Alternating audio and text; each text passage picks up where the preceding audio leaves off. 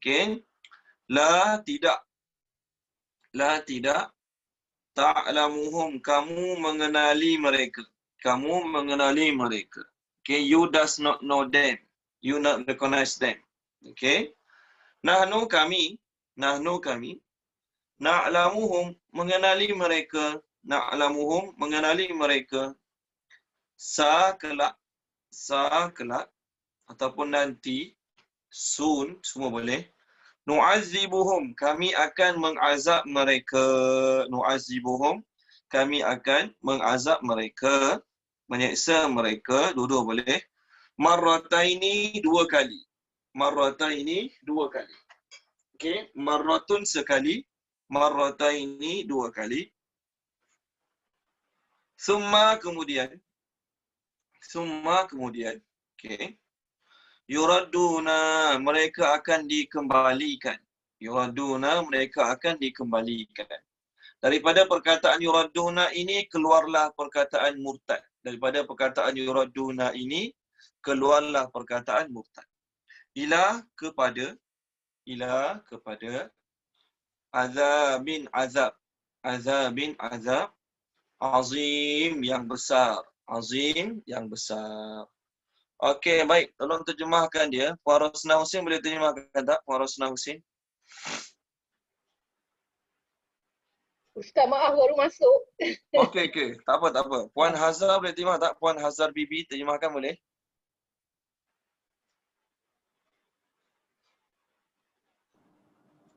Ustaz, saya pun belum bersedia. Maaf ya Ustaz.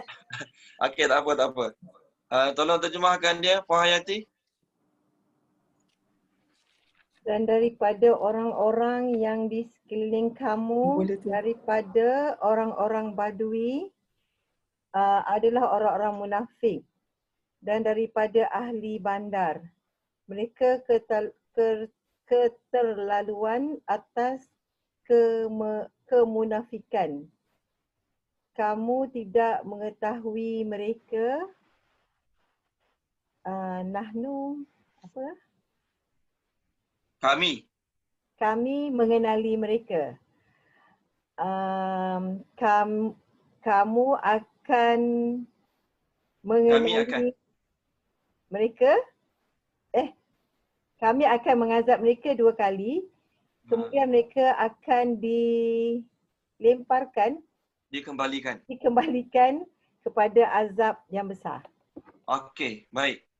Allah Subhanahu Wa Taala menceritakan tentang orang-orang munafik yang ada di sekeliling Nabi sallallahu alaihi wasallam. Kita sebenarnya sedang menceritakan tentang ayat ini adalah sambungan daripada ayat-ayat orang-orang Badui. Orang-orang Badui. Kalau kita tengok muka surat 202 minggu lepas, kita sekarang 203 kan. Kalau tengok muka surat 202, ayat yang ke-97, Allah Ta'ala berfirman, Al-a'rabu asyaddu kufran wa nifaqan. Orang-orang Badui itu lebih dahsyat kekufuran mereka dan kemunafikan mereka. Di ayat 97, 98, 99, Allah cerita tentang orang Badui. Ayat 100, ayat terakhir kita minggu lepas, Allah selit tentang sahabat Nabi SAW. Sekarang Allah Ta'ala sambung balik tentang orang-orang Badui.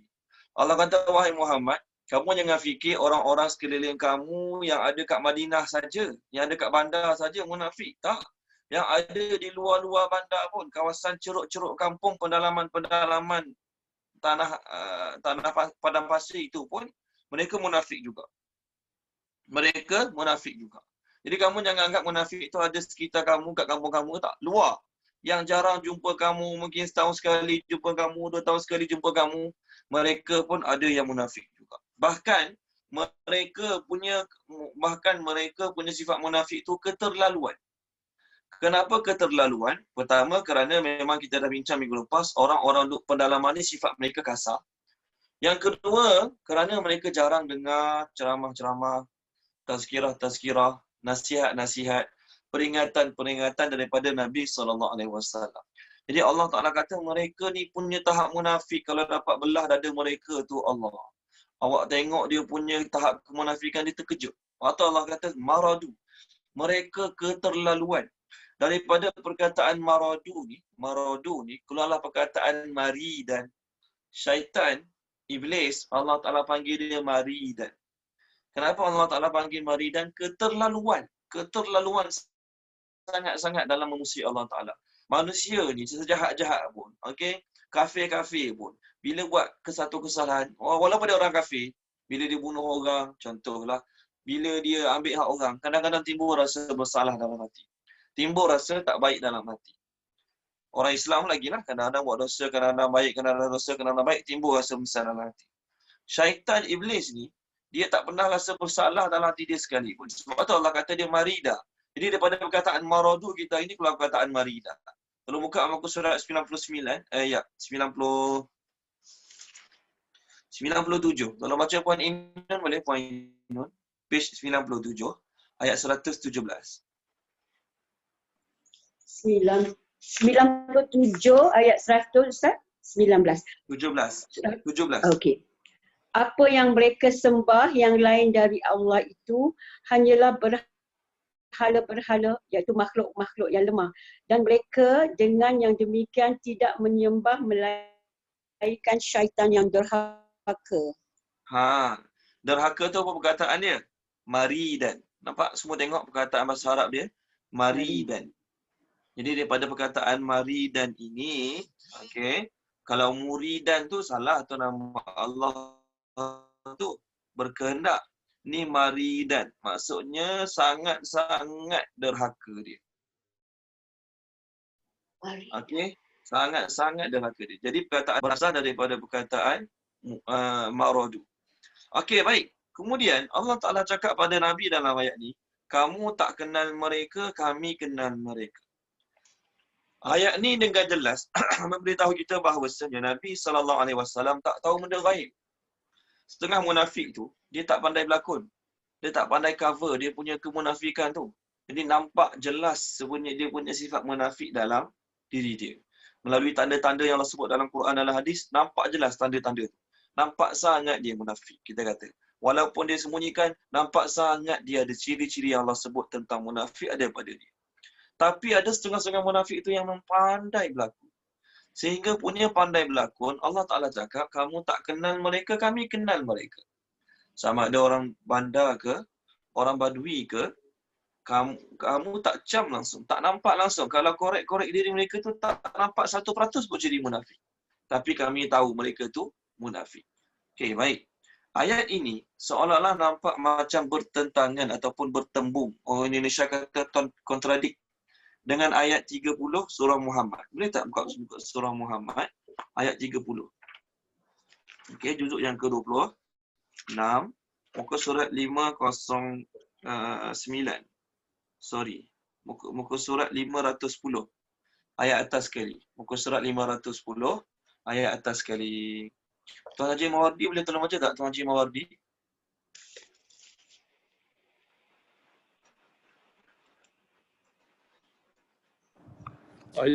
Muka surat 10 ayat berapa Ustaz? 510. 510.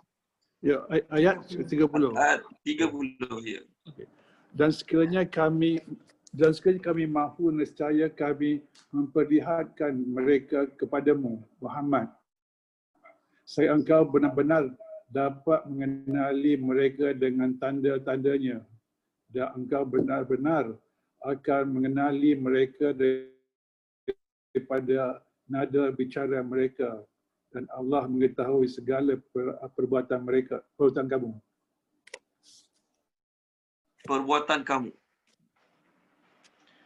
Okey, baik.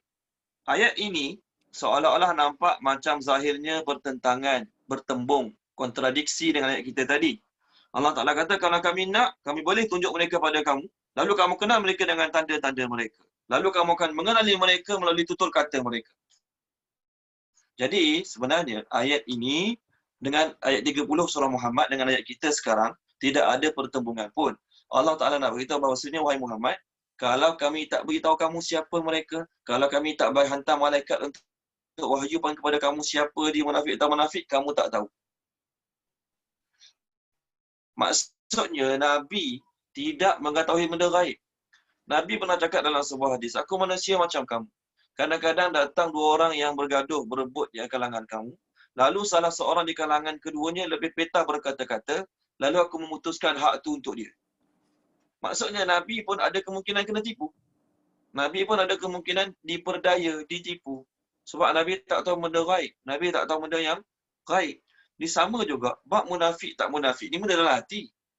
Mana kita nampak benda dalam hati? Tak nampak orang tu dalam hati dia munafik ke tak munafik kan? Jadi Nabi pun Allah Ta'ala kata, kamu tak kenal juga mereka, kami kenal mereka. Kecuali kami memperlihatkan pada kamu, kami memberitahu kamu, barulah kamu kenal mereka melalui tutur kata mereka itu. Baik, balik semula ayat kita tadi. Jadi ayat 30 surah Muhammad tu ialah Nabi tahu selepas Allah menunjukkan. Kalau Allah tak tunjukkan, nescaya Nabi tidak kenal munafik yang pandai sangat berlakon. Okey, baik. Kemudian Allah Ta'ala kata, kami akan azab mereka 2 kali. Kami akan azab mereka 2 kali. Kemudian mereka akan dikembalikan kepada azab yang besar. Baik, azab 2 kali ni ada beberapa tafsiran. Pertama, azab 2 kali ialah pertama azab dalam kubur. Yang kedua, azab dalam neraka Allah SWT. Masa dia hidup, kalau sampai mati dia pandai berlakon, orang Islam tak akan bunuh dia. Orang Islam tak akan apa-apakan dia. Ini pendapat pertama.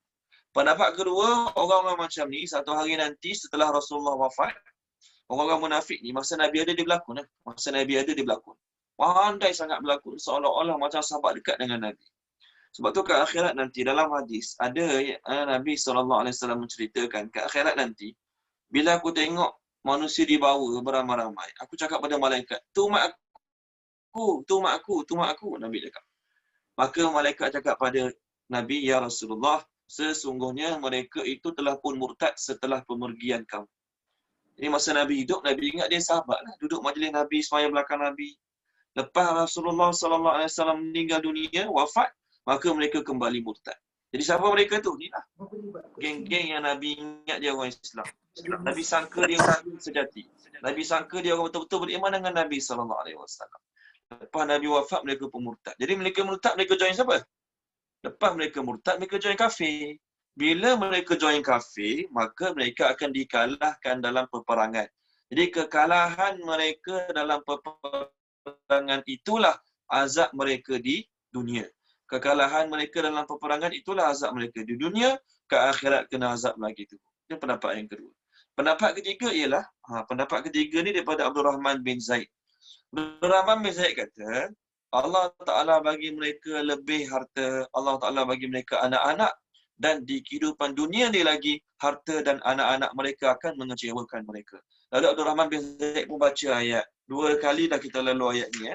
Tengok muka surat 200. Tolong baca muka surat 200. Puan Rohaya Muhammad Syuaib, boleh tolong baca tak Puan Rohaya? Ayat berapa tu, Ustaz? 85. Dan janganlah engkau Muhammad kagum terhadap harta dan anak-anak mereka. Sesungguhnya dengan itu Allah hendak menyiksa mereka di dunia dan agar nyawa mereka melayang, sedangkan mereka dalam keadaan kafir. Okey, Puan Rohaya, page 196 pula. Ayat atas sekali. 196 ayat atas sekali. Sama sebiji ayat ini. Maka janganlah harta dan anak-anak mereka membuatmu kagum. Sesungguhnya Allah berkehendak untuk menyiksa mereka dalam kehidupan dunia dan kelak akan mati dalam keadaan kafir. Okey. Allah akan buat kat dunia ni harta dan anak-anak mereka, mereka kecewa, bersedih hati, sakit hati, terasa hati. Allah Ta'ala akan buat harta mereka penyebab mereka dapat binasa. Harta banyak-banyak, mereka jadi sasaran perompak-perompak. Harta mereka banyak, mereka menjadi sasaran pencuri-pencuri. Allah Ta'ala biar benda itu berlaku pada mereka untuk mengazab mereka di dunia, dan di akhirat kelak mereka akan diazab dengan azab yang lebih lagi. Okey, baik. Pendapat ketiga ialah Allah Ta'ala sebut 2 kali. Kadang-kadang maksudnya adalah berkali-kali. Kadang-kadang maksudnya adalah berkali-kali. Sebut 2 kali je, tapi maksudnya berkali-kali. Contoh, kita tengok contoh. Contoh dalam surah Isra. Boleh tak tengok surah Isra semua? Muka surat 282. Okey. Page 282. Okey. Ayat 4, ayat 5. Kak Ram, tolong baca. Kak Ram boleh tak, Kak Ram? Puan Ramlah, Kak Ram tolong baca. Page 282, ayat 4, ayat 5. Ayat 5. Okey.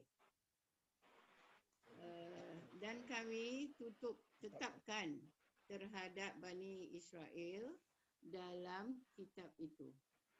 Kamu pasti akan berbuat kerosakan di muka bumi ini 2 kali dan pasti akan menyombongkan diri dengan kesombongan yang dengan terlalu angkuh. Maka apabila tiba saat hukuman, iaitu kejahatan yang pertama, kami datangkan kepadamu hamba-hamba kami yang gagah perkasa. Lalu mereka bermaharajalela di kampung-kampung dan itulah ketetapan yang pasti terlaksana. Satu ayat lagi, Kak Ram, satu ayat lagi. Ayat 6. Kemudian kami berikan kepadamu giliran untuk mengalahkan mereka. Kami membantumu dengan harta kekayaan dan anak-anak serta kami jadikan kamu kumpulan yang lebih. Tengok ayat 4 tu. Allah kata kami telah tetapkan dalam kitab Taurat kamu akan buat kerosakan di bumi 2 kali. Bani Israel buat kerosakan di bumi sejak zaman Nabi Musa lagi dah macam-macam keburukan mereka buat. Sejak zaman Nabi Musa lagi dah macam-macam keburukan mereka buat. Lalu Allah Ta'ala hantar orang-orang zalim yang akan menghapuskan mereka. Siapa dia orang zalim tu? Pendapat pertama mengatakan Nebuchadnezzar. Raja Nebuchadnezzar telah membunuh semua orang-orang Bani Israel dan telah menghancurkan Baitul Maqdis. Itu yang pertama. Kemudian kali yang lain mereka buat kerosakan lagi. Allah Ta'ala hantar orang Islam menghancurkan mereka, menghalau mereka daripada tempat kawasan mereka. Jadi Allah Ta'ala sebut 2 kali dalam ayat 4 ni. Tapi sebenarnya berkali-kali. Ada pendapat mengatakan mungkin 2 kali setiap zaman. Zaman ni 2 kali. Zaman kita, generasi kita dah habis, zaman akan datang 2 kali pula. Zaman akan datang nanti 2 kali pula. Jadi orang-orang Yahudi yakin dengan ayat ni. Mereka yakin dulu mereka pernah dibinasakan oleh Nebuchadnezzar. Ada pendapat dalam tafsir Al-Azhar kata, telah berlaku dulu zaman pembunuhan orang Yahudi beramai-ramai. Pembunuhan orang etnik Yahudi beramai-ramai. Termasuklah Hitler. Jadi itu pun termasuk juga dalam 2 kali ini. Dan akan datang nanti akan berlaku lagi. Kali yang akan datang Allah Ta'ala akan hantar orang akan binasakan mereka. Jadi wallahu a'lam. Saya pun tak pasti. Tapi Tuan Haji Tunai pernah cakap kat saya. Tuan Haji Tunai ada tak? Kalau Tuan Haji Tunai ada. Tuan Haji Tunai ada, Tuan Haji Tunai. Tuan Haji Tunai. Dia cakap apa? Okey, baik. Tak apa. Salah satu orang Yahudi sekarang dia percaya ayat ini. Dia kata nanti satu golongan yang akan membahayakan mereka nanti. Mereka anggap orang-orang Iran. Mereka rasa Allah Ta'ala akan hantar orang Iran untuk membinasakan mereka. Sebab tu mereka sangat takut dengan Iran pada hari ini. Wallahu a'lam. Ni saya pun tak pasti, saya pun tak reti nak ulang benda ni. Tapi ni saya dengar daripada Tuan Haji Tunai. Okey, baik. Jadi Allah sebut bukan kan? Sambung lagi apa yang saya cakap tu. Saya masa ada di Jordan, kan, orang Palestin yang mengatakan dah sekali Yahudi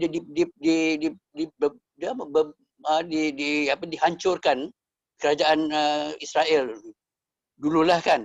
Yang pertama kali dihancurkan langsung dia tak boleh balik ke negeri Israel balik. Dia kena halau lah kan daripada Palestin tu, daripada Israel tu sampai zaman sekarang ni baru dia balik. Orang Palestin kata nanti dia akan dihancurkan lagi sekali. Itu yang sekarang orang Palestin anggap ayat 3 ni satu macam ayat keramat bagi dia orang lah. Nantilah kau kena janji Allah ada dalam Quran untuk kau. Okey, tapi dia cakap tak siapa yang akan menghalau mereka tu? Itu tak adalah. Cuma dia kata ini akan berlaku, ini akan berlaku je lah. Orang-orang Palestin dia kata dia tak nak nak berjauh dari Palestin, dia nak tinggal situ, jadi saksi dan akan mewarisi Israel. Okey. Baik. Terima kasih Tuan Haji Tunai. Terima kasih. Okey, baik. Terima kasih ya. Okey, nampak kita sebut 2 kali je dalam ayat tu. Tapi maksudnya berkali-kali. Jadi sama juga kat sini, Allah Taala sebut kami azab mereka 2 kali, tapi boleh jadi maknanya berkali-kali. Okey, baik. Ke akhirat nanti mereka akan dikembalikan kepada azab yang sangat besar. Itu azab api neraka Allah Subhanahu Wa Taala. Okey, baik. Ayat 102 pula.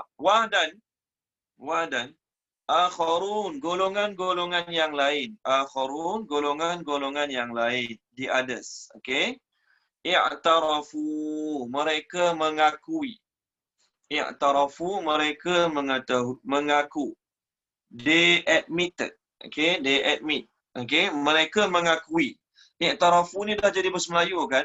Apa bahasa Melayu sebut? I'tiraf. Okay, i'tiraf. Mereka mengetahui dengan zunubihim, dosa-dosa mereka. Zunubihim, dosa-dosa mereka. Biasa dengar zunub kan? Allahumma ighfir lana zunubana. Jadi zunubihim, dosa-dosa mereka. Khalatu, mereka mencampur adukkan. Khalatu, mereka mencampur adukkan. Okey. Amalan. Terjemah amalan tu amalan, plural. Okey. Salihan yang baik. Okey. Dan akhara, amalan yang lain. Terjemah akhara, amalan yang lain. Okey. Dan ada terjemah akhara tu maksudnya amalan yang lain. Sayi'an yang buruk. Sayi'an yang buruk. Asa, mudah-mudahan. Terjemah asa, mudah-mudahan. Allah. Okey. Akan. Terjemah akan. Okey, akan. Yatuba, menerima taubat. Alaihim, ke atas mereka. Inna sesungguhnya Allah Ghafurun, maha pengampun. Rahimun, maha penyayang. Okey, baik. Terjemahkan dia. Puan Nurzihan Hashim. Terjemahkan boleh Puan Nurzihan ayat ni? Okey, boleh Ustaz. Dan golongan-golongan yang lain, mereka mengakui dengan dosa-dosa mereka. Mereka mencampur adukkan amalan-amalan yang baik dan amalan yang lain yang buruk. Mudah-mudahan Allah akan menerima taubat ke atas mereka. Sesungguhnya Allah yang maha pengampun, maha penyayang. Okay. Terima kasih Puan. Batuk kuat tu, semoga Allah sembuhkan insya-Allah. Okey, baik. Ayat pertama kita Allah cerita tentang munafik. Munafik ni sampai mati tak mengaku. Dia munafik. Walaupun ciri-ciri dah nampak jelas. Walaupun ciri-ciri dah terpampang di depan orang ramai ciri-ciri itu. Tapi mereka tak akan mengaku mereka munafik. Bahkan apa mereka buat? Bersumpah. Dah 5 kali dalam ayat ni. Muka surat minggu lepas pun, muka surat 202. Ayat 95 mereka bersumpah. Ayat 96 mereka bersumpah. Mereka tutup habis-habisan sifat munafik mereka dengan sumpah. Nak tutup secara perbuatan dah nampak jelas sangat. Perbuatan mereka tu perbuatan orang munafik. Jadi nak cover kena sumpah lah. Sumpah palsu untuk tutup munafik mereka. Itu orang munafik. Adapun golongan-golongan yang lain. Ayat ini mengikut sebahagian mufassirin turun untuk Abu Lubabah. Abu Lubabah radhiyallahu anhu ni sahabat yang kita pernah cerita sebelum ni. Ketika Nabi SAW tawan kepung Yahudi Bani Quraizah. Nabi SAW kepung Yahudi Bani Quraizah. Sebab Yahudi Bani Quraizah ni dia bersekongkol dengan orang-orang musyrikin lawan orang Islam di peperangan Ahzab, peperangan Khandaq. Maka Nabi kepung dia mana Quraizah, suruh menyerah diri. Abu Lubabah dia Islam. Okey, dia buat isyarat macam ni. Jangan menyerah, nanti kena bunuh. Itu maksudnya. Jadi perbuatan tu dikira khair. Dia sedar dia bersalah, dia mengaku kesalahan dia, dia ikat diri dia kat masjid. Okey, dia ikat diri dia kat masjid. Okey. Dia ikat diri dia kat masjid, dia kata tak ada orang boleh lepaskan ikatan aku kecuali Nabi SAW. Sampailah Allah turunkan ayat ampunkan mereka. Ayat 104 nanti Allah turunkan ayat ampunkan mereka, maka barulah Nabi SAW datang lepaskan ikatan mereka. Jadi apa bagusnya orang yang Allah puji dalam ayat ni? Mereka dengan munafik sama-sama buat salah. Orang munafik buat salah, mereka pun buat salah. Ada sahabat-sahabat Nabi SAW yang tak pergi perang Tabuk, mereka mengaku kesalahan mereka tak pergi perang Tabuk. Jadi Allah kata apa? Mereka ni mencampur adukkan. Kadang-kadang baik amalannya. Kadang-kadang jaga semayang, pergi kelas mengaji, baca Quran. Kadang-kadang buat amalan tak baik. Buat maksiat, buat benda yang Allah tak suka. Okey, buat benda pelik-pelik yang mendatangkan murka Allah. Kadang-kadang buat baik, kadang-kadang buat tak baik. Apa beza dengan munafik? Beza munafik semua benda tak baik. Walaupun semayang dia tak baik. Dan munafik, walaupun nak majlis Nabi pun tak baik. Dah hati munafik. Jadi orang macam ni, Allah Ta'ala kata, mudah-mudahan Allah Ta'ala akan menerima taubat ke atas mereka. Jadi, orang macam ni Allah puji ke Allah hina? Allah puji. Kenapa Allah puji? Perbuatan mereka mengakui dosa-dosa mereka. Adam dan Iblis sama-sama buat salah dekat syurga dulu. Adam dan Iblis sama-sama buat salah di syurga dulu. Iblis ada kesalahan dia, tak nak sujud pada Adam. Adam pun ada kesalahan dia, memakan buah yang Allah Ta'ala larang makan. Cuma apa menyebabkan mereka berbeza di sisi Allah? Reaksi mereka setelah mereka buat salah. Nabi Adam lepas buat salah mengaku taubat sungguh-sungguh. Iblis lepas buat salah buat kering, buat bodoh. Tak mengaku pun dia salah. Kadang-kadang dia masih tak bersalah. Baik, orang macam ni, Allah Ta'ala kata mudah-mudahan Allah menerima taubat mereka. Maksudnya orang macam ni, orang yang kadang-kadang baik, kadang-kadang tak baik ni, orang macam ni Allah Ta'ala nak kata nanti dia akan bertaubat dan Allah akan terima taubat dia. Orang munafik yang tak mengaku dia salah, takkan dia nak taubat? Dia tak mengaku pun dia salah, takkan dia nak taubat? Baik, dalam sebuah hadis, riwayat daripada Imam Bukhari, daripada Samurah bin Jundub radhiyallahu anhu. Beliau berkata, Rasulullah SAW menceritakan bahawasanya pada satu malam, Rasulullah kata, aku didatangi oleh dua orang lelaki. Malaikatlah dua orang lelaki itu. Lalu mereka bawa aku ke satu bandar yang mana bangunannya didirikan daripada batu-bata emas dan perak. Bandar tu cantik sangat. Okey. Bandar tu cantik sangat. Bandar-bandar tu dia punya bangunannya didirikan dengan menggunakan batu-bata tu menggunakan emas dan perak. Lalu Rasulullah kata, kami menemui sekumpulan lelaki yang mana sebahagian badan mereka cantik sangat yang mana tak dapat dibandingkan dengan mana-mana orang cantik kamu tengok atas muka bumi ni. Cantik ke handsome ke samalah ahsana. Maksudnya lelaki tu separuh badan dia cantik, elok, lawa, tampan sangat separuh pada tubuh badan dia. Yang mana kecantikan yang separuh tu kamu tak pernah tengok mana-mana orang cantik macam tu atas muka bumi. Dan separuh badan yang lain tu Nabi kata, qabihun, sangat teruk ni, lagi tak pernah kamu jumpa orang yang seteruk macam tu badan ni. Jadi badan manusia lelaki-lelaki ni tadi, separuh cantik, separuh teruk, huduh sangat. Lalu malaikat dua orang tadi cakap pada lelaki tu, pergilah kamu, ceburkanlah diri kamu ke dalam sungai.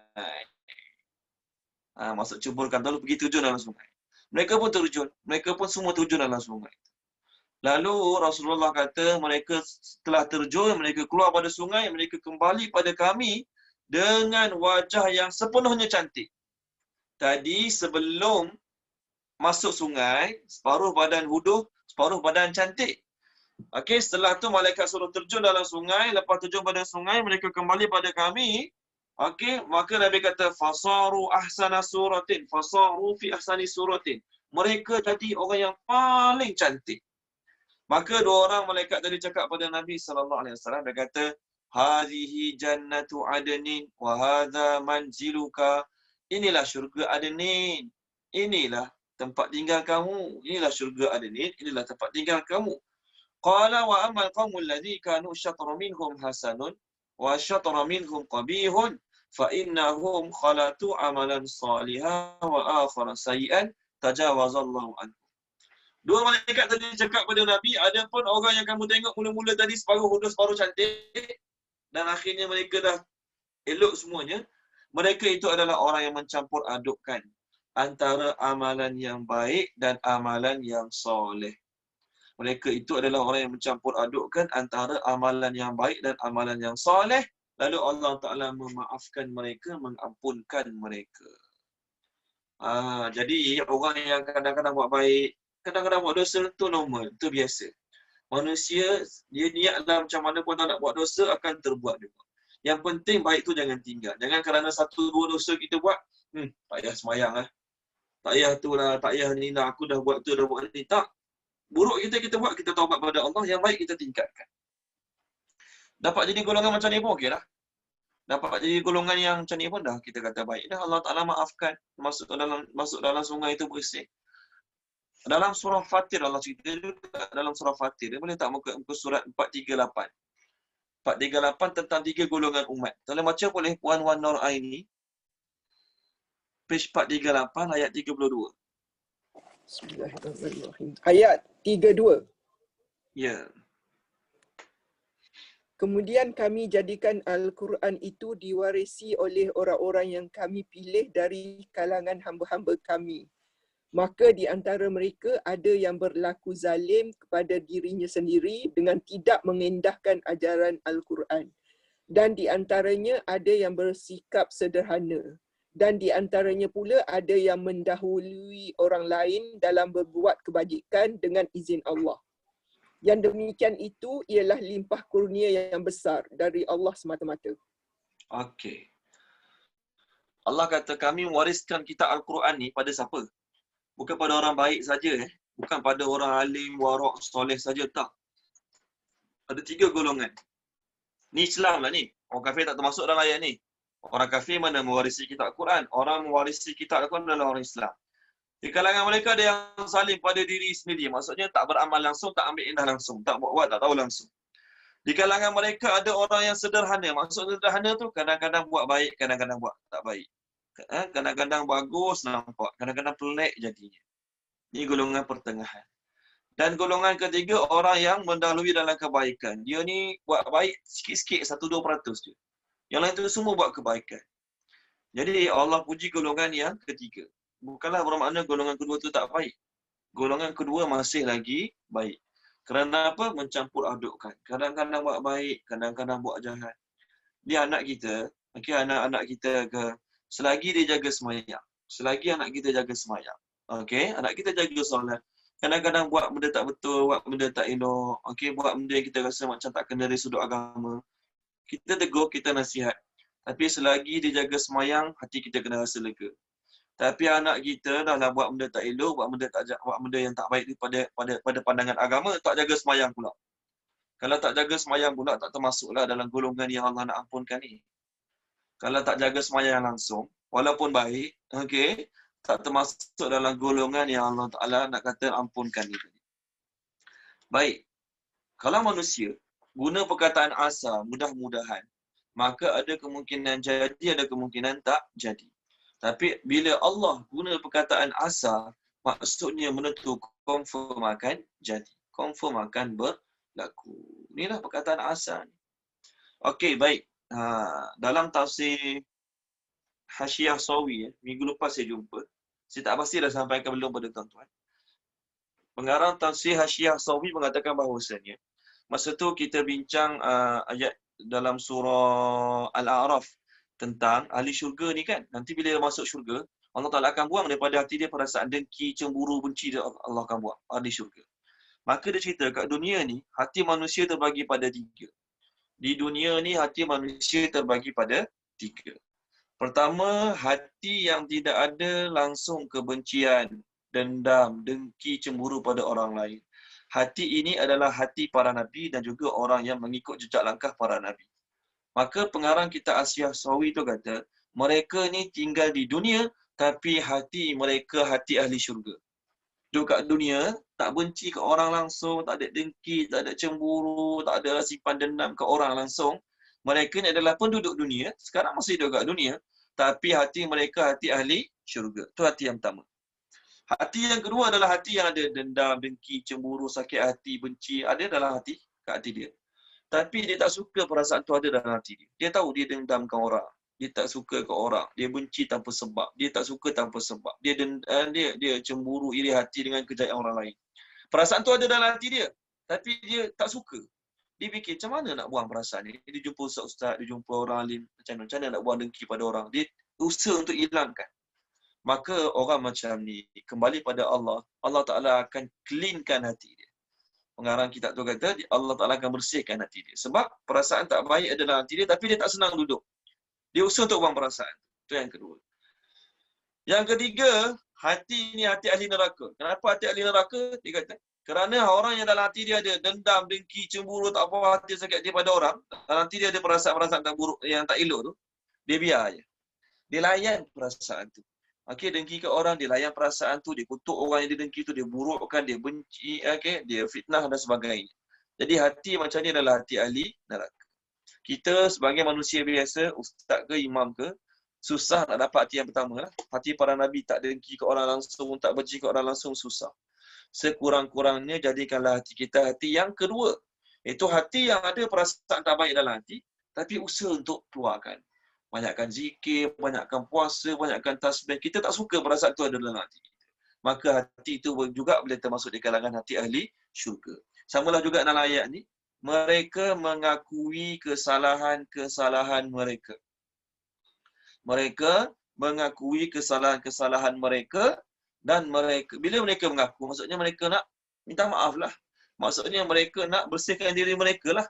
Lalu Allah Ta'ala kata, Allah Ta'ala akan menerima taubat mereka. Siapa amal Sayyidul Istighfar? Okey, dalam Sayyidul Istighfar tu, wa abu'u bi dhanbi faghfirli fa innahu la yaghfiru dzunuba illa anta.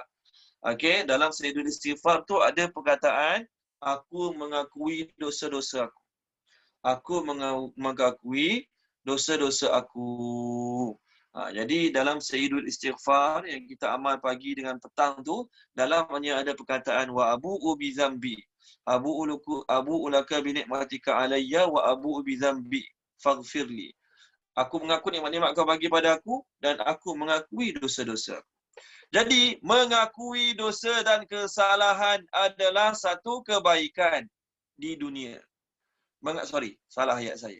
Mengakui dosa dan kesalahan kita di dunia ini merupakan satu kebaikan.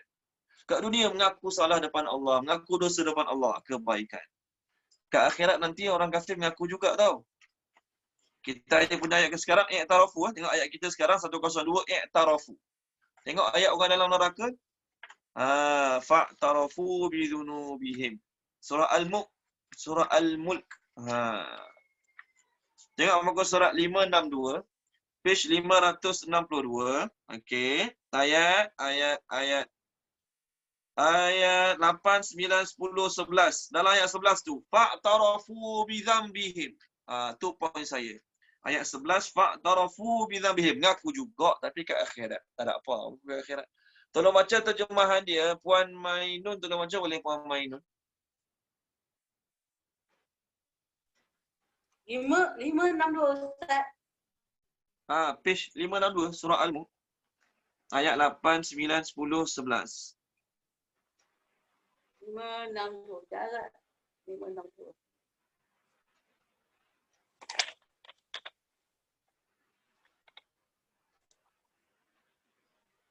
Okey, saya lupa ni. Okey. Ayat 11 lah. 8 sampai 11. 8 ya. Hampir meledak kerana marah setiap kali ada sekumpulan orang-orang kafir dilemparkan ke dalamnya.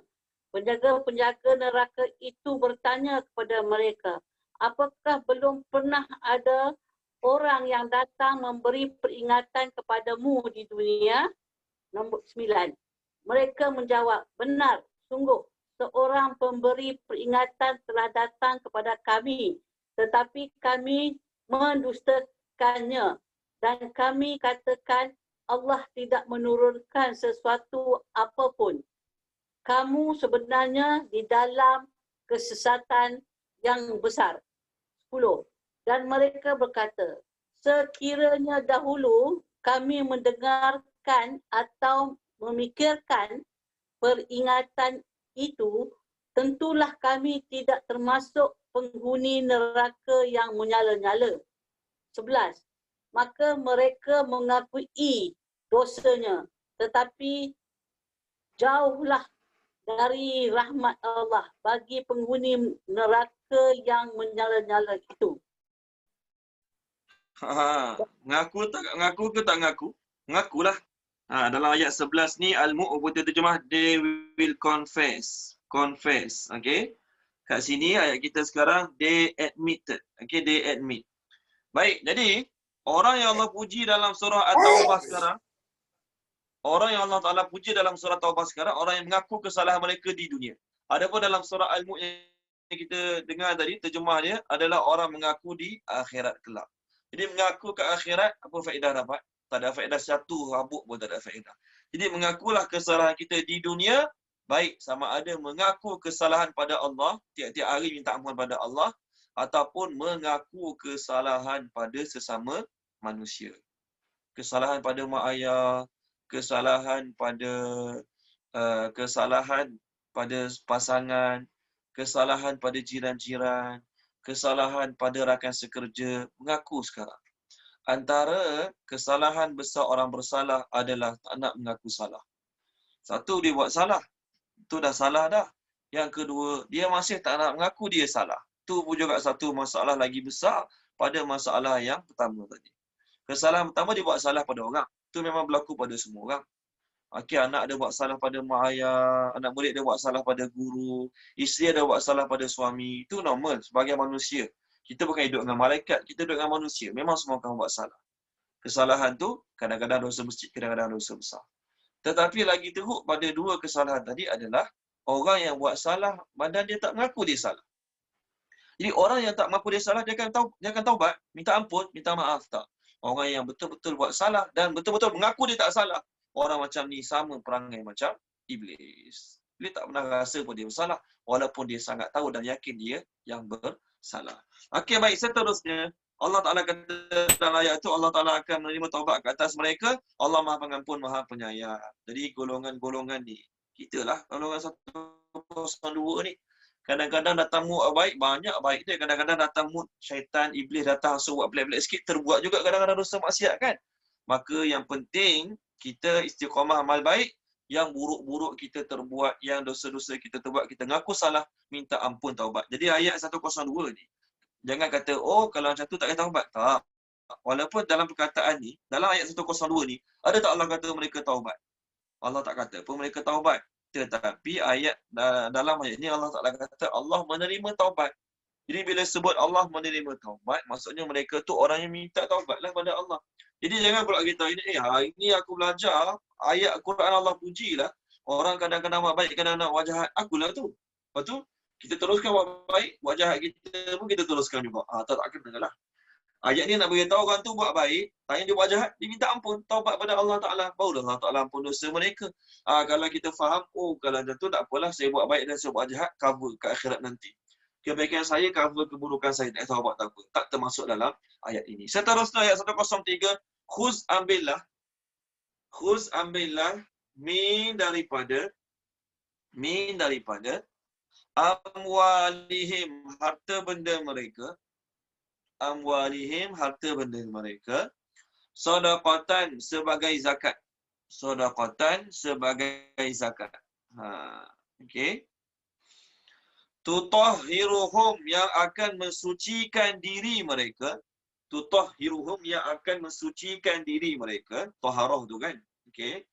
Wa dan tuzakihim, yang akan mensucikan mereka, dalam braket tulis harta benda.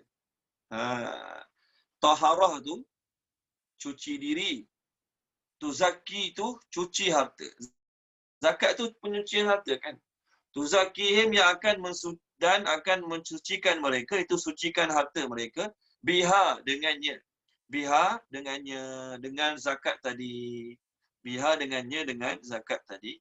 Wa dan Salli berdoalah. Salli bukan semayang. Bukan Nabi Allah suruh Nabi semayang. Salli berdoa. Solat tu sendiri memberi makna doa. Solat tu sendiri memberi makna doa. Terjemah salli berdoalah. Okey. Bila kita doa, bila kita selawatkan Allahumma salli ala Muhammad, apa terjemah dia? Ya Allah, curilah rahmat. Kita doalah tu. Okey, salli berdoalah alaihim, ke atas mereka. Alaihim, ke atas mereka. Inna sesungguhnya salataka doamu. Salataka doamu. Okey. Your invocation, invoke. Doamu sakanun, ketenangan. Sakinah kita sebut biasa kan. Lahum bagi mereka. Okey, baik. Wa dan Allah Sami'un maha mendengar. Alimun maha mengetahui. Okey, baik, terjemahkan dia Puan Hazar, boleh terjemah tak Puan Hazar? Allah. Ambillah daripada harta benda mereka sebagai zakat. Ia akan mensucikan diri mereka dan ia akan mensucikan harta mereka dengannya, dan berdoalah ke atas mereka. Sesungguhnya doamu ketenangan bagi mereka dan Allah maha mendengar, maha mengetahui. Okey, baik. Kalau kita belajar bab zakat, kalau kita belajar fiqh tajuk zakat, okey, tak kisah mazhab apa pun, mazhab Syafi'i ke, mazhab Hanafi ke, mazhab Hanbali ke, mazhab Maliki ke, mesti kau jumpa ayat ni, 103 surah Taubah ni, dengan ayat 60 surah Taubah. Okey, kita dah lalu ayat 60, muka surat 196. Muka surat 196 ayat 60 surah Taubah, Allah ceritakan tentang 8 asnaf layak dapat zakat. Itu 8 asnaf. Sekarang ayat 103 Allah Ta'ala menceritakan tentang ayat zakat. Baik, ayat ini kalau ikut asbabun nuzul, ayat ini Allah turunkan kepada Nabi Muhammad SAW untuk untuk sahabat-sahabat Nabi yang mengaku buat salah tadi. Jadi, pertama sekali mereka minta taubat pada Allah Ta'ala. Yang kedua, Allah Ta'ala cakap kepada Nabi, minta zakat pada mereka. Suruh mereka keluarkan zakat, agar dengan sebab mereka keluarkan zakat tu, diri mereka Allah ampunkan, harta mereka Allah sucikan. Jadi, oleh kerana penafsiran ni ada dalam tafsir-tafsir, maka sebahagian orang anggap. Dia kata, ayat ini turun untuk orang bersalah yang tak nak pergi tabuk, orang yang bersalah, tak dengar cakap Nabi, barulah kena keluarkan bayaran zakat. Kami yang tak bersalah, tak buat apa, tak payahlah kena keluarkan zakat. Penafsiran tu tak diterima. Kerana dalam pengajian tafsir, ayat itu kita ambil secara umum. Kita tak tengok secara khusus, oh ayat tu untuk orang buat salah je yang tak pergi tabuk. Betul kita tak ada kekurangan tabuk, tak payah bayar zakat lah. Tak, kena bayar zakat juga. Sebab tu zaman Sayyidina Abu Bakar radhiyallahu anhu, ada orang-orang yang kedekut ni, dia Islam. Dia kedekut, dia kata apa dia? Perintah ambil zakat ni Allah tujukan pada Nabi je. Khuz. Dalam bahasa Arab, khuz, engkau ambil. Engkau tu perintah untuk seorang. Jadi dia terjemahkan khuz tu, jadi kita nak suruh orang ambil barang. Contoh nak cakap pada anak lelaki, ambil pen, khuz al-qalam. Ambil pinggan, khuz as-suhud. Okey, tu nak suruh lelaki, anak lelaki ambil. Nak suruh anak perempuan tambah ya je. Khuzi. Okey, baik, tak apa. Jadi khuz dalam ayat ni memberi makna ambillah dan perintah untuk seorang. Jadi orang-orang kedekut tak nak bayar zakat, dia kata perintah ni Allah perintahkan Nabi je. Bila zaman Nabi dah wafat, perintah ni tidak lagi dikenakan kepada khalifah. Jadi ada di kalangan mereka yang tak nak bayar zakat. Zaman Abu Bakar tak nak bayar zakat. Dia kata apa dia? Perintah zakat tu untuk Nabi. Bukan untuk semua orang. Untuk Nabi je. Jadi bila Nabi dah tak ada, tak adalah. Maka Sayyidina Abu Bakar kata, aku akan perangi siapa tak nak bayar zakat di zaman aku. Bahkan sekiranya dia zaman Nabi bayar zakat unta dengan tali, zaman aku dia kena bayar unta dengan tali juga. Ayan kusudin wa ana hayyun. Aku tak nak agama berkurangan sedikit pun sedangkan aku masih hidup. Maksudnya apa amalan manusia zaman Nabi, amalan tu zaman aku kena diteruskan. Jadi orang kedekut ni biasalah. Dia akan gunakan ayat-ayat ni untuk mengelakkan dia bayar zakat. Abu Bakar dan semua khalifah. Khalifah tidak menerima tafsiran tersebut. Ayat ini akan dipraktikkan sampai kita sekarang, sampai bila-bila. Ambillah daripada harta manusia sebagai zakat, pertama untuk sucikan diri mereka. Bila kita bayar zakat, walaupun niat kita hanya semata-mata untuk menunaikan kewajipan. Okey, aku bayar zakat ni sebab nak tunaikan kewajipan lah. Kalau Allah tak wajibkan zakat, aku tak nak bagi pun. Contoh tu niat dia. Pertama, pahala Allah bagi, dalam masa yang sama Allah Ta'ala bagi juga pengampunan dosa. Samalah juga kita semayang subuh, zuhur, asar, maghrib, isyak. Kenapa kita semayang? Sebab nak tunaikan kewajipan je. Kalaulah Allah tak wajibkan semayang, kalaulah semayang tu tak berdosa, aku tak nak semayang je, contoh. Jadi kita semayang sebab nak tunaikan kewajipan. Bila kita semayang, 2 in 1 kita dapat. Pertama, pahala solat kita dapat. Yang kedua, pengampunan pun kita dapat. Walaupun kita tak niat pun, aku nak semayang ni sebab nak Allah pun dosa aku. Tak niat pun macam tu. Tapi tetap akan dapat keampunan daripada Allah Ta'ala. Samalah juga zakat ni pun, orang tu bagi sebab agama suruh bagi je lah. Ya, bila kamu bagi zakat kerana agama suruh, agama tuntut, pahala dapat, keampunan pun dapat. Samalah sedekah pun. Kita sedekah, kita niat nak pahala je. Sedekah banyak sana, sedekah banyak sini. Niat kita nak pahala banyak, betul kan? Tapi dalam masa yang sama, Allah Ta'ala bagi tu inuan. Umurahnya Allah Ta'ala ni. Okay, Allah Ta'ala kan maha kaya. Allah Ta'ala boleh bagi banyak ada dia nak bagi. Tengok muka surat 46. Surah Al-Baqarah. Page 46. Saya nak cerita, orang yang bayar zakat, di samping dapat pahala, keampunan pun dapat juga. Tuan Haji Tunai telah baca, Tuan Haji Tunai, page 46, ayat 271.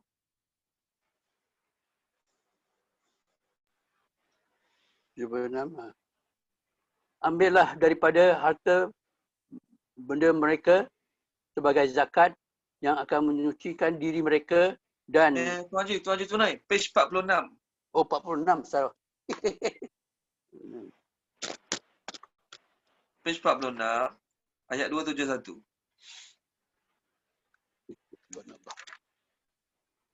Enam. 271. Ya. Jika kamu menampakkan sedekah-sedekahmu, maka itu baik. Dan jika kamu menyembunyikannya dan memberikannya kepada orang-orang fakir, maka itu lebih baik bagimu dan Allah akan menghapus sebagian kesalahan-kesalahanmu. Dan Allah Maha teliti apa yang kamu kerjakan. Nampak? Dalam ayat tu cerita pasal sedekah. Orang kaya pun boleh, orang miskin lagi baik. Sedekah secara terang-terangan pun boleh, secara sembunyi lagi baik. Yang penting kamu buatlah sedekah cara mana saja, Allah Ta'ala akan menghapuskan sebahagian daripada kesalahan-kesalahan kamu. Jadi, orang yang bagi zakat, bagi sedekah, niat dia nak pahala. Pahala Allah bagi, pengampunan dosa pun Allah Ta'ala bagi. Ini maksud ayat ni. Zakat tu bukan saja menyucikan harta, bahkan menyucikan diri orang tu sendiri. Yang kedua tu zakihim. Perkataan zakat tu daripada perkataan zakat lu keluarlah perkataan tu zaki ni. Orang nama zaki, zakiyah tu semua mana suci lah ni. Okey, jadi suci badan dipanggil tahir. Kita sebut taharah kan? Kita sebut taharah. Penyucian harta disebut tuzaki. Baik, ada setengah mufassirin menafsirkan berbeza. Okey, ada setengah mufassirin menafsirkan dengan penafsiran yang berbeza. Taharah ni khas untuk penyucian najis-najis yang nampak jelas. Okey, taharah ni kita sucikan najis yang kena badan, kena kaki. Tuzaki ni penyucian dua dalam. Harta luar Allah cuci, harta dalam pun harta dalam pula. Luaran kita Allah Ta'ala cuci, harta zakat tadi. Yang kedua, dalaman kita pun Allah Ta'ala cuci. Itu tuzaki. Okey, baik. Penyucian harta dulu. Dalam sebuah hadis, sebab daripada Abdullah bin Umar, Nabi SAW bersabda, innallaha lam yufridi zakata illa liyutiba ma baqiya min amwalikum. Allah tidaklah memfardukan zakat melainkan untuk menyucikan apa yang masih tinggal dalam harta-harta kamu. Itu tujuan dia. Allah Ta'ala bukan ambil pun zakat kita. Allah Ta'ala suruh kita bayar zakat tujuan untuk menyucikan harta yang masih tinggal yang lain-lain itu. Okey, baik. Ada pun maksud tuzaki tadi. Tengok muka surat 20. Surah Al-Baqarah, muka surat 20. Saya harap semua buka page ni. Saya nak refer perkataan tuzaki tu. Yuzaki tu. Okey, muka surat 20. Okey, ayat 129. Ayat 129. Semua tengok ayat 129. Rabbana wa ba'ath fihim rasulan minhum yatlu alaihim ayatik wa yu'allimuhumul kitaba wal hikmata wa yuzakkihim. Nampak tak? Wa yuzakkihim kat situ. Wa yuzakkihim kat situ bukan sucikan harta, sucikan manusia. Yuzakkihim tu sucikan manusia. Tolong baca Puan Rosna Hussein boleh tak? Tolong baca ayat tu. Okey, bismillahirrahmanirrahim. Ya Tuhan kami, utuslah di tengah-tengah mereka seorang rasul daripada kalangan mereka sendiri yang akan membaca kepada mereka ayat-ayat-Mu dan mengajarkan kitab dan hikmah kepada mereka dan menyucikan mereka. Sesungguhnya Engkaulah yang Maha Perkasa, Maha Bijaksana. Okey, menyucikan mereka tu, purify them. Maksudnya, pertama menyucikan akidah mereka pada syirik. Yang kedua, Nabi dihantar untuk menyucikan manusia dari sifat-sifat mazmumah. Sifat mazmumah tu dengki, iri hati, hasad, cemburu, buta. Apa lagi? Tak puas. Allah Ta'ala hantar Nabi untuk purify manusia bukan saja pada syirik, bahkan daripada semua sifat-sifat mazmumah. Nabi sebut dalam hadis tentang bahaya dengki, bahaya benci, bahaya tak cakap dengan orang. Tu penyucian hati lah. Jadi, orang yang suka sedekah, orang yang suka zakat, Allah Ta'ala akan bersihkan dia pada dosa, satu. Yang kedua, Allah Ta'ala akan buangkan sifat-sifat mazmumah dalam diri dia. Jadi nampak dengan sebab kita bagi zakat, bagi sedekah, Allah Ta'ala bukan saja mensucikan dosa kita, Allah juga mencucikan hati kita. Kalau dengki ke orang banyak sangat, tiba-tiba benci ke orang, tiba-tiba sakit hati tengok orang berjaya, macam mana nak buat? Sedekah. Kita sedekah, bukan sedekah ke orang tu lah. Kalau dapat sedekah orang tu lagi baik. Sedekah ke orang lain tak apa. Saya dengki dengan A ni baru masuk tempat kerja saya, tapi gaji lagi besar pada saya. Pangkat naik pada saya, bos asyik panggil dia je macam tu. Saya dengki dengan dia, nak buat dengki tu sedekah kat orang. Sedekah kat orang minta tepi jalan ke, sedekah kat orang tukar sapu ke. Tujuan sedekah tu Allah Ta'ala akan tuzakihim. Pihak dengan sebab sedekah tadi. Kalau kita beli buku kat kedai buku Fadilat Sedekah, Masya Allah. Orang akan jumpa banyak kelebihan-kelebihan sedekah dalamnya, termasuk juga penyucian diri. Penyucian hati. Hati dengki. Kan tadi 3 hati kan? Saya cerita tadi 3 jenis hati. Hati yang kedua tu, dia ada dengki, cemburu, tak puas hati, sakit hati dengan orang lain.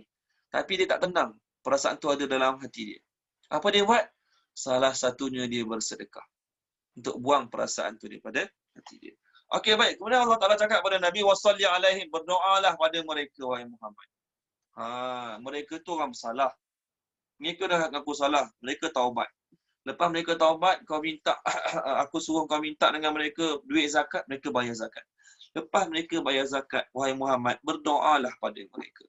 Abdullah bin Abi Aufa, hadis riwayat Imam Muslim daripada Abdullah bin Abi Aufa, beliau berkata, Rasulullah SAW selalu menerima zakat dan selalu berdoa kepada orang yang bayar zakat.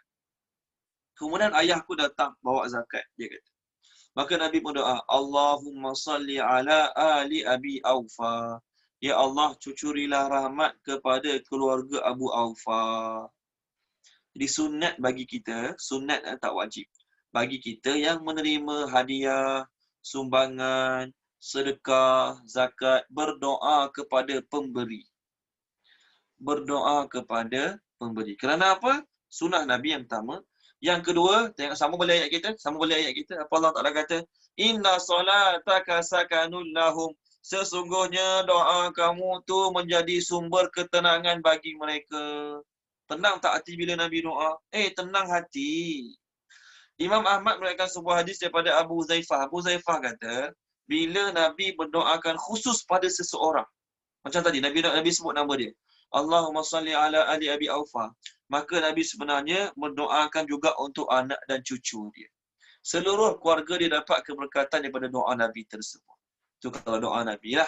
Okey, baik. Jadi, sunat bagi kita, bila orang bagi kita sumbangan, sedekah, zakat, tak kisah hibah ke, sunat kita berdoa depan muka dia dulu.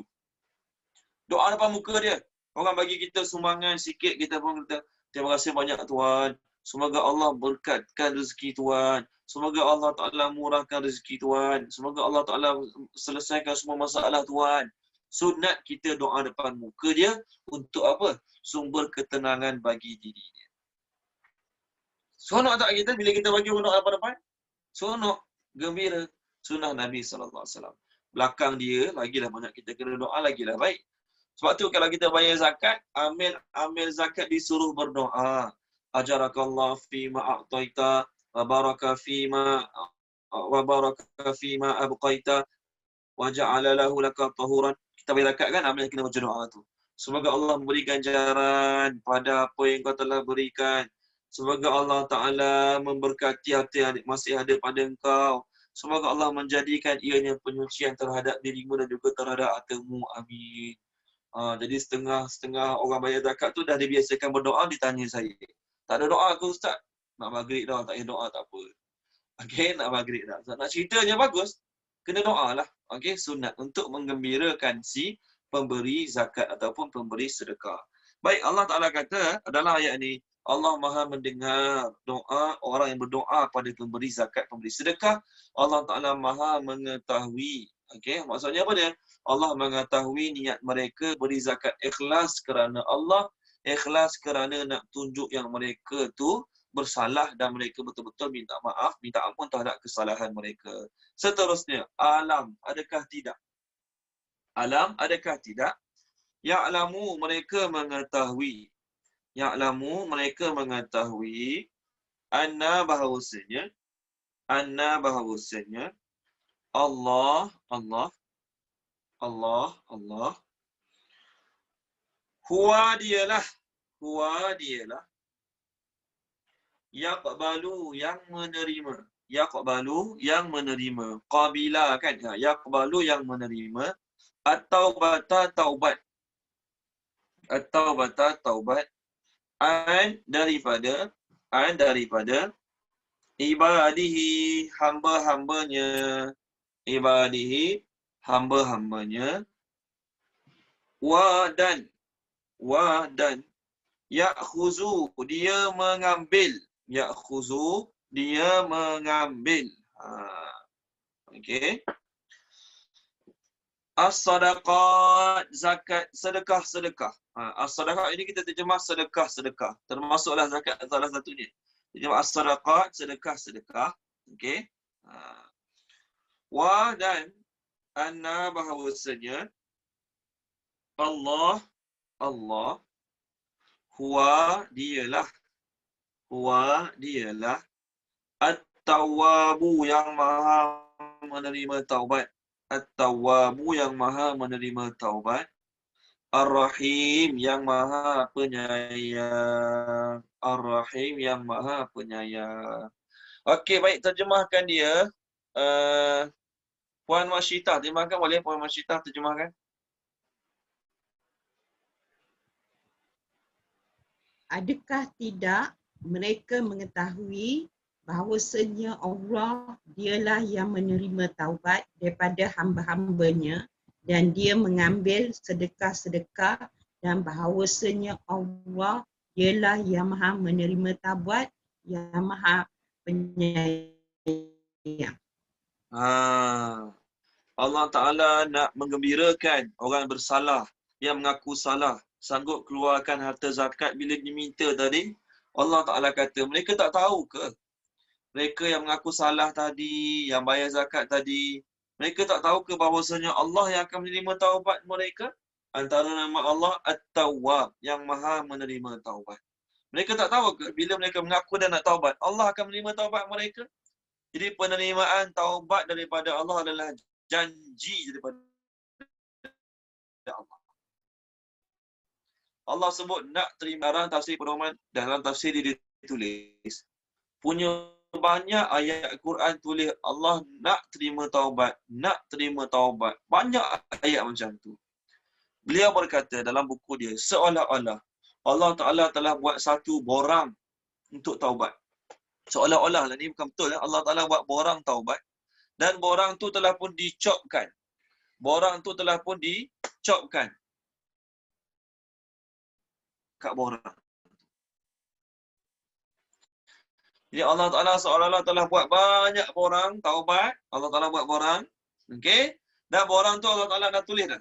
Tak diterima. Tak lulus. Cumanya kita malas nak isi borang tu.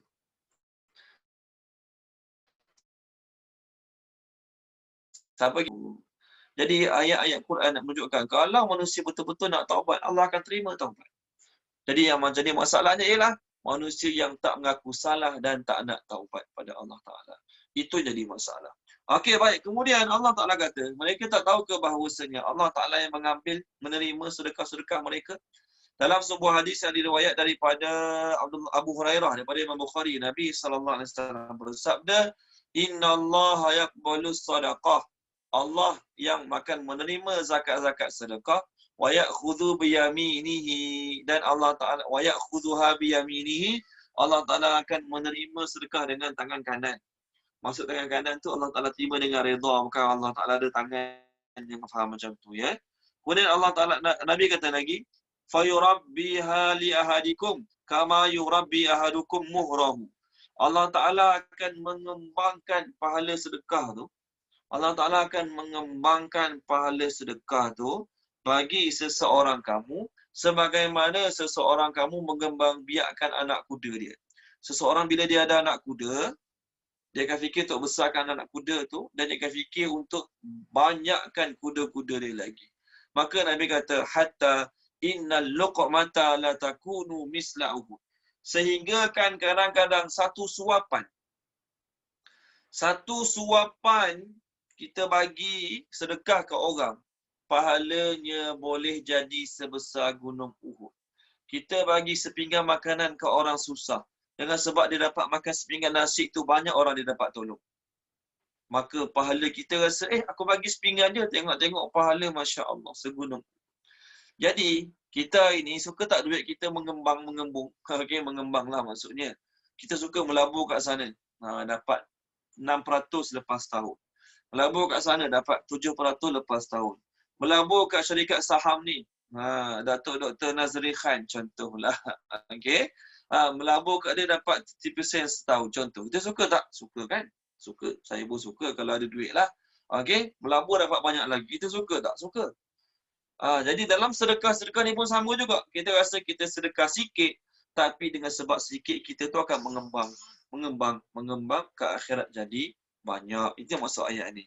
Okey, baik. Dan Allah Ta'ala maha menerima taubat. Allah Ta'ala maha penyayang. Jadi ayat ini Allah Ta'ala turunkan untuk menyatakan, dan juga ada pendapat mengatakan 5 orang kawan dia lain. Ada Abu Lubabah ni juga, Abu Lubabah ni juga dia tak pergi ke Tabuk. Dia dengan beberapa orang ni tak pergi ke Tabuk. Apa alasan dia? Dia tak bagi alasan kat Nabi. Cuma alasannya ialah sebelum Nabi begitu dia tak bagi alasan lah. Lepas Nabi balik pun dia mengaku dia sayangkan kebun dia sayang nak tinggal kampung halamannya, dia sayang nak bermesra-mesra, nak tinggalkan bermesra-mesra dengan anak isteri dia. Tu je alasan dia. Akhirnya ikat tiang dia kat masjid, Allah turunkan ayat. Jadi ayat 104 ni untuk Abu Lubabah dan juga sahabat-sahabatnya. Okey, baik. Seterusnya. Ustaz, boleh saya tanya? Boleh. Macam setengah orang kalau kita guna perkataan sedekah, dia kata kurang sesuai. Sebab lebih baik kita, kalau kita nak bagi sesuatu kepada sesiapa kan, kita guna saya hadiahkan. Betul ke Ustaz? Betul. Bukan apa. Dalam tradisi orang Arab lah, bukan tradisi sampai sekarang pun, perkataan sedekah beri makna zakat. Perkataan sedekah memberi makna zakat. Dan zakat ni dibagi pada orang yang tak mampu, orang miskin, orang susah.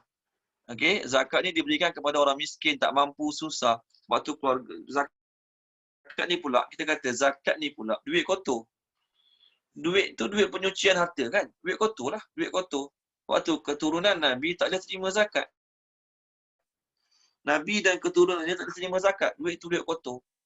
Jadi bila kita bagi sedekah ke orang, kita kata ni sedekah ya untuk awak. Ada dua maksud. Bagi orang Arab, bagi orang Melayu, hadiah ke, hibah ke, semua sedekah bagi orang Melayu. Orang Arab mereka anggap sedekah tu zakat. Jadi bila sebut zakat, ini orang Arab kita kata ni zakat untuk awak ni. Maka pertama dia akan pandang, aku ni golongan bawahan ke? Aku ni golongan miskin, fakir ke? Layak terima zakat ni? Itu satu. Sebab tu tak bagi. Yang kedua, bila kita sebut sedekah, orang Arab akan faham tu zakat. Zakat tu duit kotor. Duit saya nak cucikan duit saya bayar zakat kan. Jadi duit tu duit kotor, daki-daki pada harta kita. Maka lagi mereka tak nak terima. Oleh kerana itulah, bukan untuk semua orang puan ya. Setengah orang tu bagi dia kita niat sedekah, walaupun dia kaya, terima kasih, dia tak kisah pun. Sebab kita niat sedekah tu dalam sebenarnya sedekah tu sedekah lah, pemberian, charity. Orang Arab, sedekah tu makna zakat. Jadi bila kita bagi zakat kat dia, sedangkan dia bukan ahli, maka dia tak nak terima. Seolah-olah dia kata, aku ni miskin ke? Aku ni fakir ke? Boleh ya puan? Sebab tu saya pun sama juga suka guna perkataan hadiah. Suka guna perkataan hadiah, hibah. Okey, benda tu tak jadi masalah. Boleh ya Puan Nozihan? Jelas Ustaz, terima kasih. Okey, baik, seterus. Sama-sama. Seterusnya ayat 105. Wa dan qul katakanlah. Qul katakanlah. Okey. I'malu beramallah kamu. I'malu beramallah kamu. Okey, fa maka sayara sa kelak ataupun nanti yara akan melihat. Sa kelak ataupun nanti yara akan melihat. Allahu oleh Allah. Okey. Amalakum amalan kamu. Amalan kamu. Wa dan rasuluhu rasulnya.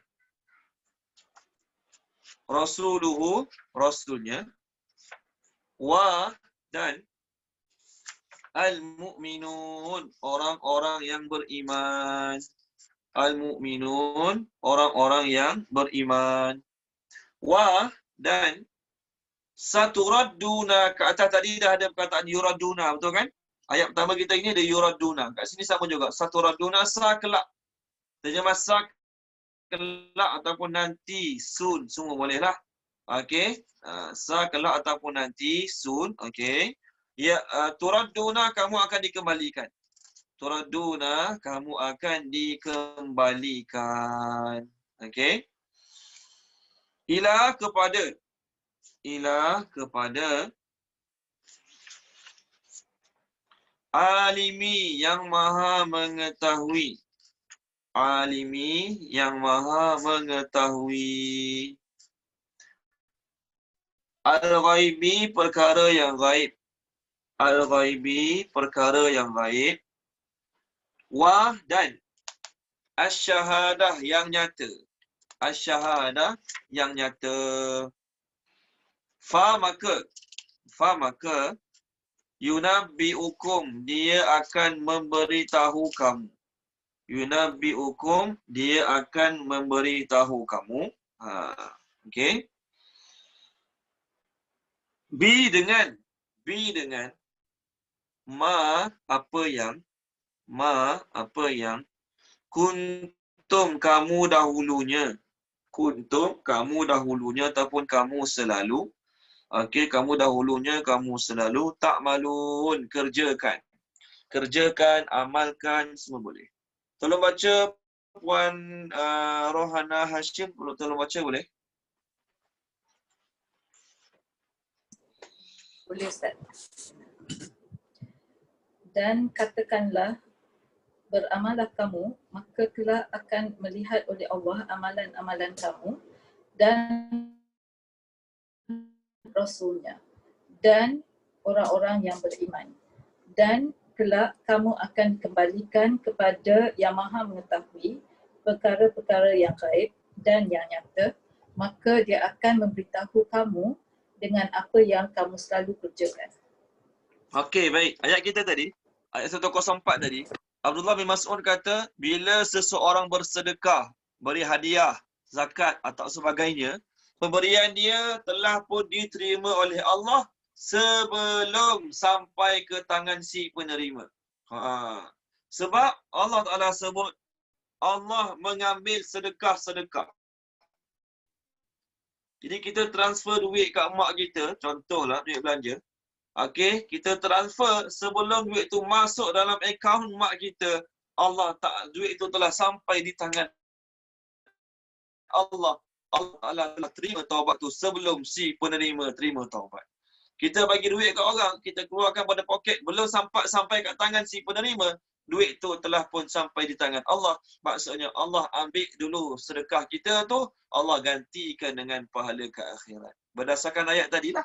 Sebab Allah kata, wa ya'khudus sadaqat. Allah ambil sedekah-sedekah. Okey, baik. Ayat sekarang, 105. Ayat 105 ni diturunkan untuk positif dan negatif. Negatifnya, ayat-ayat ini turun untuk orang munafik yang mana pandai berlakon. Pandai sangat berlakon sehingga kan Nabi pun tak tahu yang dia munafik. Sehingga kan Nabi pun tak tahu yang dia munafik sampailah Allah bagi wahyu pada Nabi baru Nabi tahu dia itu munafik. Maka Allah turun Nabi cakap pada semua orang, baik yang mukmin, baik yang kafir, ikmalu, beramallah kamu. Kamu rasa kamu betul, kamu rasa kamu tak salah, kamu rasa Allah tak tahu, maka teruskanlah beramal. Teruskan beramal. Maka nanti Allah tetap akan melihat amal kamu. Pertama Allah. Yang kedua Rasul. Yang ketiga semua orang-orang yang beriman. Baik, ayat ni dikatakan negatif untuk orang munafik. Yang mana munafik dia beramal teruklah, dia beramal jahat, dia rasa tak ada orang tahu. Dia rasa tak ada orang tengok, dia rasa tak ada orang boleh perasan yang itu munafik.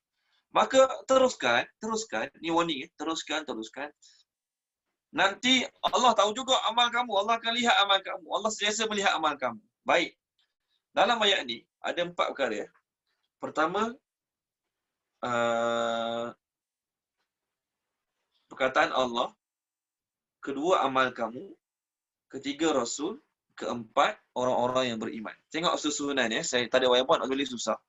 Allah kata apa? Wasayarallahu, akan melihat. Perkataan akan melihat satu sebelum tu akan melihat Allah, amal-amal kamu dan Rasul dan orang beriman. Kalau ikut susunan bahasa Melayu, susunan kita lah bahasa kita, perkataan melihat tu duduk belakang. Apa? Ayat ni kena macam ni. Kelak Allah dan Rasul dan orang beriman akan melihat amal-amal kamu. Betul kan? Allah dulu, waktu Rasul, waktu orang beriman akan melihat amal-amal kamu. Ataupun nak letak melihat kat belakang boleh. Melihat oleh Allah dan Rasul dan orang beriman akan amal-amal kamu. Dalam ayat ini, nampak tak ada 3 kategori melihat. 3 golongan yang melihat. Pertama Allah, kedua orang Rasul, ketiga orang beriman. Betul kan? Senang cerita, saya nak cerita pada tuan-tuan. Dalam ini ada 3 golongan yang melihat. Allah, Rasul dan beriman. Baik. Rahsia tersembunyinya ialah Allah Ta'ala letak perkataan amal-amal mereka tu lepas nama Allah. Ni Allah, ni Rasul dan orang beriman. Akan melihat oleh Allah amal kamu. Baru Rasul baru beriman. Kenapa perkataan Allah diasingkan? Kenapa perkataan Allah diseparatekan dengan perkataan Rasul dan orang beriman? Betul kan? Cuma tengok ayat kita sekarang. Perkataan Allah nak sebut 3 golongan yang melihat. Allah, Rasul dan beriman. Tapi perkataan Allah dengan Rasul beriman tu, Allah separatekan dengan perkataan amal aku. Kenapa? Kerana Allah nak kata, Rasul akan lihat keburukan kamu. Orang beriman pun akan lihat keburukan kamu. Tapi tidaklah secepat sepantas Allah tengok keburukan kamu. Mungkin kamu buat buruk hari ni, buruk kamu tu terkeluar minggu depan. Baru Rasul tahu. Kamu buat jahat hari ni, buat khianat hari ni, pengkhianatan kamu tu terkeluar bulan depan. Barulah Rasul dan sahabat-sahabat tahu. Tapi Allah tak on the spot. Pukul 10 suku kamu buat 10 suku tu Allah tahu dah. Pukul 10.15, pukul 10.20 kamu buat, pukul 10.20 tu Allah tahu dah. Kadang-kadang orang jahat sekeliling kita, lepas tahun 2 dia buat jahat baru kita tahu. Oh dia ni rupanya dulu. Oh dia ni rupanya dulu. Kadang-kadang. Lepas tahun lepas 2 tahun. Kadang-kadang. Allah Ta'ala tak. Allah Ta'ala lepas kita buat, masa tu juga Allah Ta'ala maha mengetahui. Bahkan sebelum kita buat lagi Allah Ta'ala dah tahu apa kita nak buat. Sebab tu Allah separate antara yara. Okay, verb kat sini yara, akan melihat. Jadi, bila orang munafik buat jahat, nanti perbuatan-perbuatan munafik itu Allah akan lihat. Rasul akan lihat, sahabat-sahabat akan lihat. Mukmin tu sahabat-sahabat lah. Apa beza dia? Allah lihat on the spot masa tu juga. Rasul dan orang mukmin mungkin akan lihat lambat sikit. Ataupun boleh jadi juga Allah saja lihat, orang lain tak lihat, Nabi pun tak tengok, orang Islam biasa pun tak tengok, Allah saja tengok. Sebab tu lafaz Allah separatekan dengan lafaz Rasul dan orang mukmin kerana Allah lihat confirm pasti sebenar-benarnya. Rasul dan orang beriman kadang-kadang tengok, kadang-kadang tak tengok. Jadi pengajaran dalam ayat ni ialah sehebat mana pun kita sembunyikan aib kita, setinggi mana pun kita sembunyikan kesalahan kita, Allah Ta'ala tetap akan tengok dan Allah Ta'ala akan zahirkan kat muka bumi ni sampai Nabi dan orang lain pun akan tengok. Itu satu. Maksud yang kedua adalah kat akhirat nanti. Kat akhirat nanti, kita buat salah belakang mak ayah kita. Jadi seumur hidup mak ayah kita, dia tak tahu pun kita ni salah. Kita ni depan mak ayah berlakon punya baik, contoh, berlakon depan mak ayah punya baik. Sampai mak ayah kita mati, mereka tak tahu pun kita ni jahat, contoh. Kat akhirat nanti, tetap akan tengok juga. Tengok muka surah Al-Haqqah, okay, ayat 18. Surah Al-Haqqah ayat 18. Tolong baca Tuan Haji Syafiq boleh? Surah Al-Haqqah ayat 18. Yauma idzin tu'raduna la takhfa minkum khafiyah. Pada hari itu akan dipamerkan semua amal-amal. Okey. Okey, sorry, muka surat 567.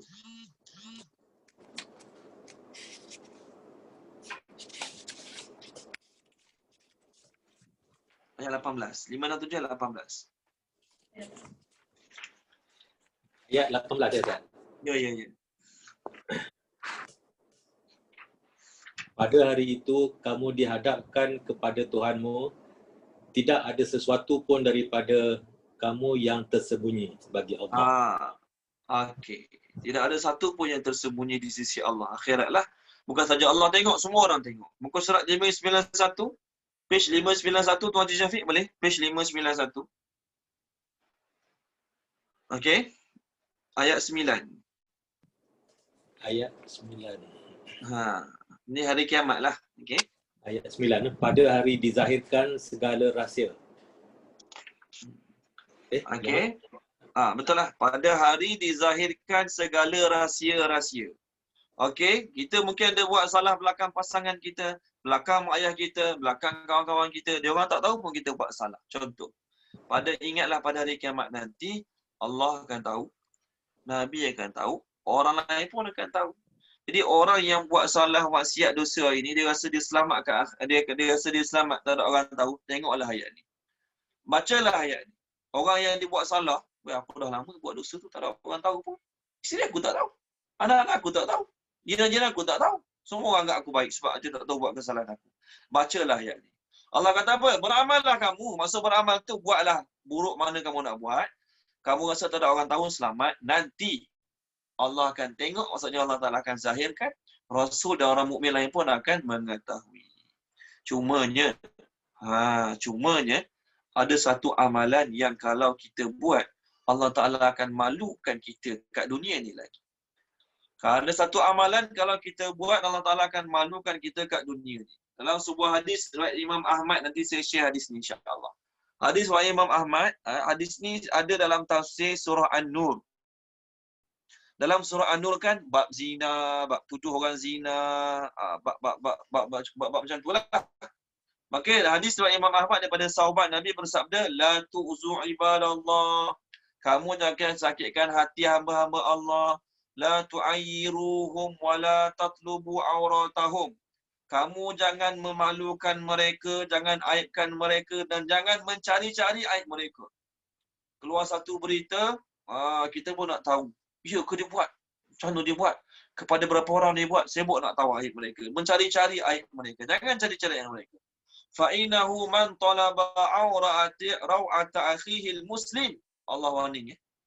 Nabi warning. Sesungguhnya siapa yang mencari-cari aib kesalahan saudaranya yang Islam, dia sibuk nak cari kesalahan saudara yang Islam, talaballahu auratahu hatta yafdhahu fi baitihi.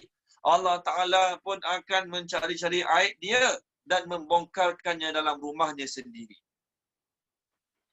Warning ni, kita duk sibuk cari salah orang, buruk orang. Gembira dapat tahu, sebarkan pula pada orang. Na'udzubillah min zalik. Allah Ta'ala pun nanti akan bocorkan aib kita sehingga kita malu dalam rumah kita sendiri. Sehingga kita malu dalam rumah kita sendiri. Jadi kita nak buat jahat, fikir ayat tu tadi. Nanti semua orang akan tahu. Yang kedua, kalau orang ni buat jahat, kalau dengar kesalahan orang, jangan duk sibuk-sibuk cari, jangan duk sibuk-sibuk share, kerana takut-takut nanti kita tahu aib kita masing-masing. Kita tahu dosa maksiat kita masing-masing. Nanti Allah Ta'ala akan zahirkan dalam rumah kita sendiri. Na'udzubillah min zalik. Okey, baik, seterusnya. Ayat baru. Wadan. Macam ahli-ahli politik kita share video tu semua tak boleh lah ya? Nak mengaibkan. Okey, baik. Share video dia berucap ke video berucap pasal orang lain?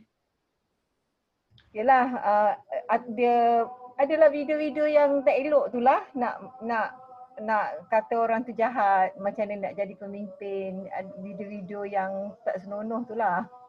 Ataupun baik. dia Lebih baik jangan share. Lebih baik jangan share lah. Dalam bab politik, tak salah sekiranya kita menceritakan aib seseorang untuk mengelakkan orang pilih dia jadi ketua. Tak salah dalam bab politik.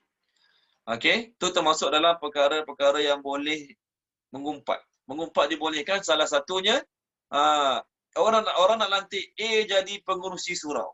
Orang nak lantik A jadi pengurusi surau. Saya kenal A ni memang dah ada rekod 2 kali songlak duit surau. 2 kali kena panggil dengan polis. Okey? Maka tak salah kalau saya cerita ke orang nak lantik dia tu, jangan pilih dia sebab dia dulu pernah kena tangkap 2 kali sebab songlak duit surau. Benda tu tak jadi masalah. Penghayati ya. Nak share masalah tu tak jadi masalah. Niat kita untuk apa? Untuk menyelamatkan orang lain daripada teraniaya dengan kesalahan dan juga kejahatan dia. Kawan saya masuk Minang. Kawan saya ni jahatlah ni. Kaki dadah, kaki curi. Okey, minum arak kawan saya. Contoh. Na'udzubillah min zalik. Okey. Dia masuk Minang anak jiran saya. Jiran saya tanya, "Ustaz, kawan ustaz ni masuk Minang anak saya. Apa pendapat ustaz tentang kawan ustaz ni?" Saya pun nak tutup air dia. Bagus kawan saya, bagus. Bagus bagi anak awak dengan dia. Haram perbuatan dia. Saya kena cerita. Kawan saya ni kalau awak nak buat menantu, boleh. Tapi dengar dulu, dia ni isyak dadah, minum arak, judi. Benda tu tak jadi salah kerana niat saya nak selamatkan anak dia daripada kahwin dengan orang jahat macam tu. Contoh. Di dalam bab politik, puan hati ya. Dalam bab politik ni kita kata tak salah kalau kita cerita kesalahan orang lain untuk menyelamatkan orang lain daripada memilih dia jadi pemimpin. Ini cerita aib-aib yang dalaman-dalaman. Maksudnya orang tu buat salah dia je. Dia dengan pasangan dia, dia dengan girlfriend dia, contoh. Kita duk sibuk nak cari. Lepas tu nak zahirkan juga yang tu yang tak boleh. Dalam bab politik tak jadi masalah. Cumanya pastikan apa yang kita sampaikan tu betul lah. Orang nak lantik dia jadi pemimpin. Siapa kata? Jangan. Dia tu dulu pernah mencuri tu. Mana awak tahu? Saya dengar ada orang cakap dulu dia mencuri. Awak dengar, awak baca tu tak kuat. Awak sendiri tahu, tu baru boleh dipercayai. Okey, jangan lantik dia jadi ni. Saya dengar dulu dia. Mana awak tahu? Saya dengar orang cakap. Lebih baik jangan share. Kalau kita yakin memang dia dulu perompak. Macam mana awak tahu? Saya rompak sama-sama dengan dia dulu. Boleh cerita kat orang. Jangan lantik dia jadi pemimpin, nanti dia perompak. Kalau kita dengar daripada orang lain, dengar daripada video orang, dengar daripada tulisan Facebook orang, lebih baik kita jangan sebarkan. Boleh Puan Hayati? Itu jawapan saya.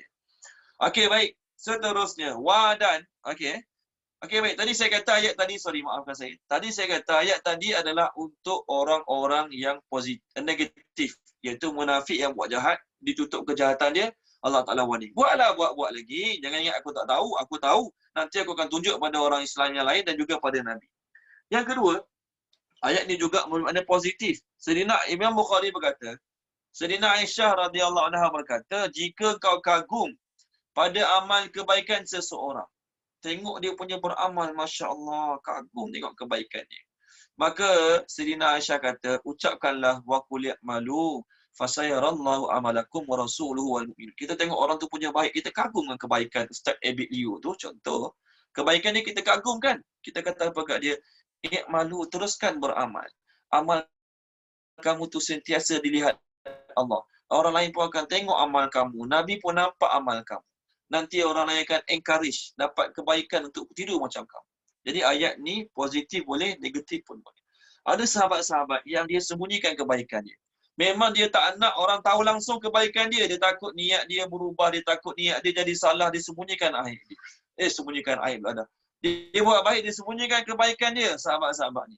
Tapi orang tahu juga. Tiba-tiba orang nampak juga malam-malam dia susun selipar kat masjid, tak nak orang tahu. Tengok-tengok orang nampak, oh dia ni susun selipar rupanya.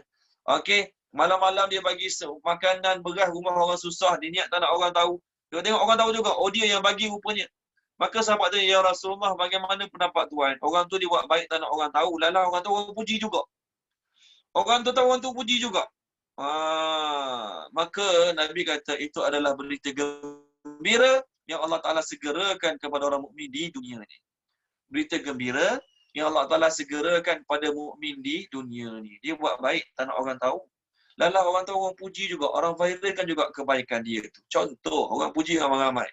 Maka Nabi kata itu berita gembira yang Allah segerakan kepada orang mukmin. Seterusnya, wadan. Akharuna, golongan yang lain. Akharuna, golongan yang lain. Okey. Tadi okey, terjemah Abu Habib dululah baru kita terjemahkan. Okey. Murjauna, ditangguhkan. Murjauna, ditangguhkan. Okey, ditangguhkan dalam braket tulis penerimaan taubat mereka. Murjauna terjemah ditangguhkan dalam braket tulis penerimaan taubat mereka. Okey. Amid to wait, kita terjemah amid to wait. Li bagi amrillah, keputusan Allah. Amrillah, keputusan Allah. Imma sama ada. Yu'azibuhum, dia akan mengazab mereka. Yu'azibuhum, dia akan mengazab mereka. Wa dan imma sama ada. Yatubu, dia akan menerima taubat. Yatubu, dia akan menerima taubat. Okey, alaihim, ke atas mereka. Alaihim, ke atas mereka. Wa dan Allah alimun, maha mengetahui. Alimun, maha mengetahui. Hakimun, maha bijaksana. Hakimun, maha bijaksana. Okey, baik, terjemahkan dia. Tuan Haji Mawardi terjemahkan boleh? Okey Ustaz. Dan golongan yang lain ditangguhkan penerimaan taubat mereka dan bagi keputusan Allah sama ada dia akan mengazab mereka dan sama ada dia menerima taubat ke atas mereka dan Allah maha mengetahui, maha bijaksana. Okey, baik.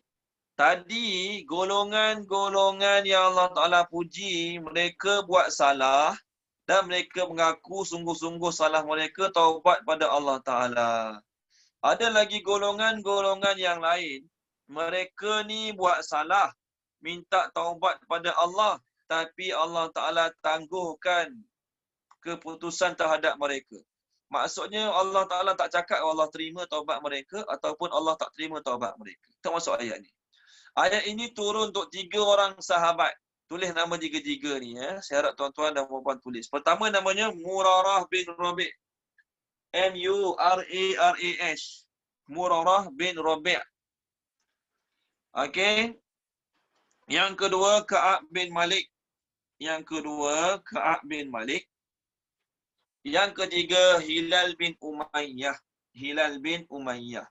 Mereka ni Allah terima juga taubat mereka tapi lambat sikit. Tiga orang ni lah yang Allah cerita dalam muka surat 206. Boleh tak tengok muka surat 206, Puan Inun, muka surat 206? Okey, Ustaz. Ayat? Okey. Ayat 117 dengan 118. Maksudnya 205 lah. 206. Page 205 dan 206. Maafkan saya. Okey, 205. Lepas tu ayat, Ustaz? 117 dan 118. Okey. Sesungguhnya Allah telah menerima taubat Nabi dan orang-orang Muhajirin dan Ansar yang mengikutnya berjuang dalam masa kesukaran sesudah hampir-hampir terpesong hati segolongan dari mereka daripada menurut Nabi untuk berjuang. Kemudian Allah menerima taubat mereka. Sesungguhnya Allah amat belas lagi maha mengasihani terhadap mereka. 118. Dan Allah menerima pula taubat 3 orang yang ditangguhkan penerimaan taubat mereka. Hingga Cukup. 3 orang kan? Terima kasih Puan Inun. 3 orang. Di siapa 3 orang tu? Itulah 3 orang je. Murarah bin Rabi', Ka'ab bin Malik, Hilal bin Umayyah. Allah Ta'ala tangguhkan penerimaan taubat mereka. Sama ada Allah Ta'ala akan mengazab mereka ataupun memberi punishment kepada mereka, ataupun Allah Ta'ala akan menerima taubat ke atas mereka. Allah Ta'ala maha mengetahui, maha bijaksana. Jadi cerita detail tentang mereka kita akan masuk dalam muka surat 206 ayat yang ke 118 nanti. Cerita detail pasal mereka. Nabi pulaukan mereka. Nabi dan sahabat-sahabat pulaukan mereka sampai orang musyrikin, orang kafir hantar wakil. Orang kafir hantar wakil ajak mereka keluar pada agama Islam. Aku dengar kau punya nabi, aku dengar kau punya nabi telah memulakan kau. Jadi nak tak kau masuk agama kami? Selepas 50 hari maka Allah turunkan ayat. Setelah 40 hari ataupun 50 hari Allah turunkan ayat ni, maka Nabi suruh sahabat beritahu Allah telah terima taubat ketiga-tiga mereka. Okey, baik. Jadi cerita mereka kita akan masuk bila sampai ayat dia nanti. Okey, baik, seterusnya. Satu ayat lagi. Boleh ya? Jadi golongan yang Abu Lubabah tadi Allah dah terima taubat mereka. Abu Lubabah punya kes Allah Ta'ala dah terima dalam ayat 102, 103, 104. Tu kes Abu Lubabah. Adapun kes sekarang 106, 3 orang sahabat tu nanti Allah terima juga tapi lambat sikit penerimaan pada mereka. Apa hikmahnya nanti kita bincang. Okey, baik, seterusnya. Wadan, satu ayat lagi. Wadan allazina, orang-orang yang ittakhazu telah menjadikan masjid diraran. Nama masjid tu masjid dirar tapi terjemah dia adalah untuk memudaratkan orang Islam. Tu terjemah dia. Terjemah diraran, masjid dirar, dalam bracket tulis untuk memudaratkan orang-orang Islam. Wa, dan kufran, untuk melaksanakan kekufuran. Terjemah kufran untuk melaksanakan kekufuran. Okey. Wa, dan tafriqan, untuk memecah belahkan. Tafriqan, untuk memecah belahkan. Okey. Baina di antara al-mu'minin, orang-orang yang beriman. Al-mu'minin, orang-orang yang beriman. Wa, dan irsadan, menunggu kedatangan. Irsadan, menunggu kedatangan. Okey. Li, bagi man, orang yang, ataupun siapa yang, man, orang yang boleh, siapa yang haraba, memerangi. Haraba, memerangi Allah, wa, dan rasulahu, rasulnya, rasulahu rasulnya, min daripada qablu sebelum ini. Qablu sebelum ini. Hadirkan ayat ni. Wa dan la yahlifunna mereka pasti akan bersumpah. La yahlifunna mereka pasti akan bersumpah. Okey, la yahlifunna mereka pasti akan bersumpah. Okey. In tidaklah aradna kami mahukan. Aradna kami mahukan illa kecuali al-husna kebaikan. Al-husna kebaikan. Okey. Wa sedangkan okey. Allah yashhadu bersaksi. Yashhadu bersaksi boleh, menyaksikan boleh. Innahum bahawasanya mereka la benar-benar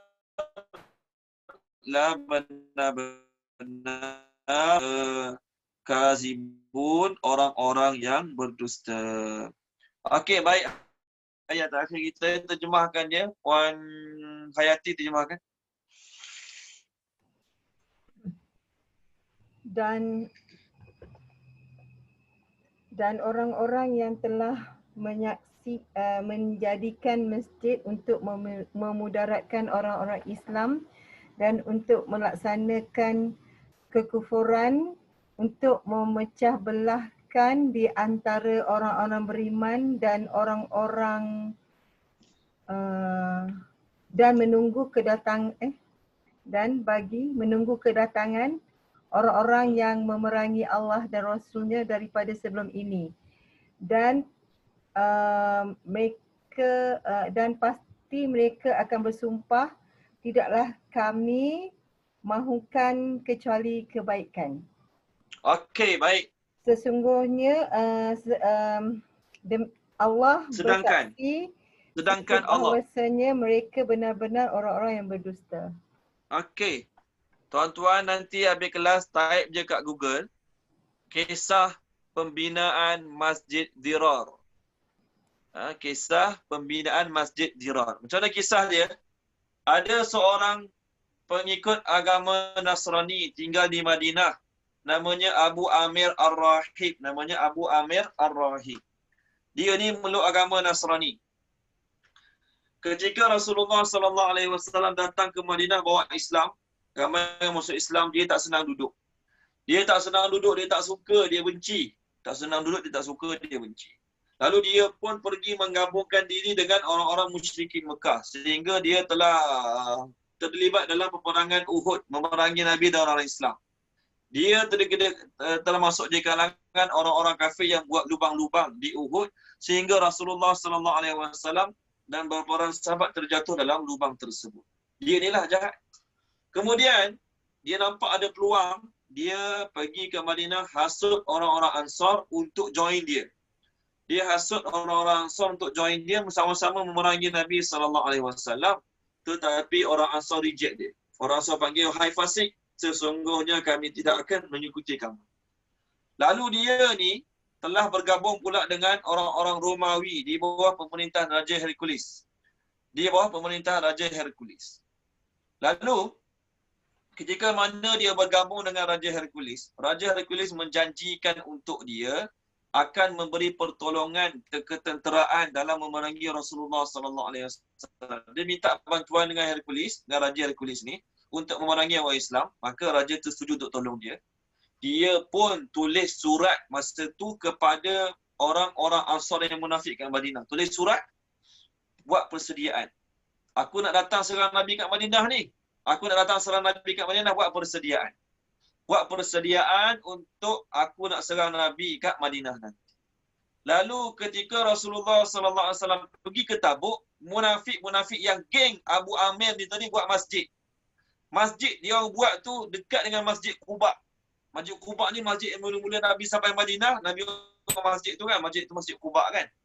Jadi mereka ni buat masjid Dirar dekat dengan Masjid Quba tu. Mereka buat masjid tu apa niat mereka?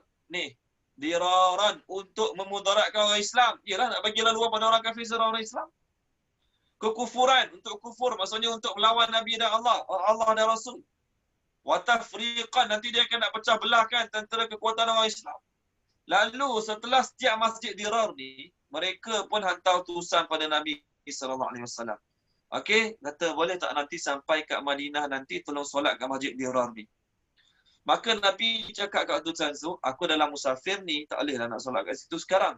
Nanti aku dah sampai Madinah, aku solatlah kat masjid tu. Yang ketiga, irsadan, untuk menunggu kedatangan. Jadi masjid dirar tu dia buat untuk penempatan orang-orang kafir yang luar Madinah datang, nanti kumpul kat masjid tu, markas, masjid tu jadi markas, berkumpul untuk lawan orang Islam. Itu tujuan mereka buat masjid. Itu tujuan orang munafik buat masjid. Jadi lepas Abu Amir hantar surat tadi, orang munafik pun telah preparation kedatangan, nak tunggu kedatangan orang-orang jahat tu daripada Romawi tu, mereka buat masjid. Masjid tu nama Masjid Dirar. Mereka tak buatlah nama Masjid Dirar. Allah yang panggil masjid tu Masjid Dirar. Mereka tak adalah kata, ya Rasulullah tolong solat Masjid Dirar, tak. Lepas masjid siap, dia ajak Nabi datang. Nabi kata, aku dalam musafir macam mana nak datang, nanti dah sampai aku datang. Dalam perjalanan Allah wahyukan pada Nabi tentang mereka. Allah wahyukan pada Nabi tentang kejahatan niat jahat mereka ni. Lalu Rasulullah suruh beberapa orang sahabat bergegas pulang cepat, runtuhkan masjid. Runtuhkan masjid. Allah, maksudnya Nabi pun mula kena tipu jugalah. Baguslah buat masjid. Rupanya ada udang di sebalik batu, ada niat lain mereka buat masjid. Demi Allah, tujuan kami tidak ada tujuan lain buat masjid ni, melainkan untuk kebaikan juga. Sedangkan Allah mengetahui mereka termasuk di kalangan orang-orang yang berdusta. Itulah kisah Masjid Dirar. Kalau tuan-tuan pergi lawat Masjid Quba, kalau tuan-tuan pergi melawat Masjid Quba, biasanya mutawif akan tunjuk.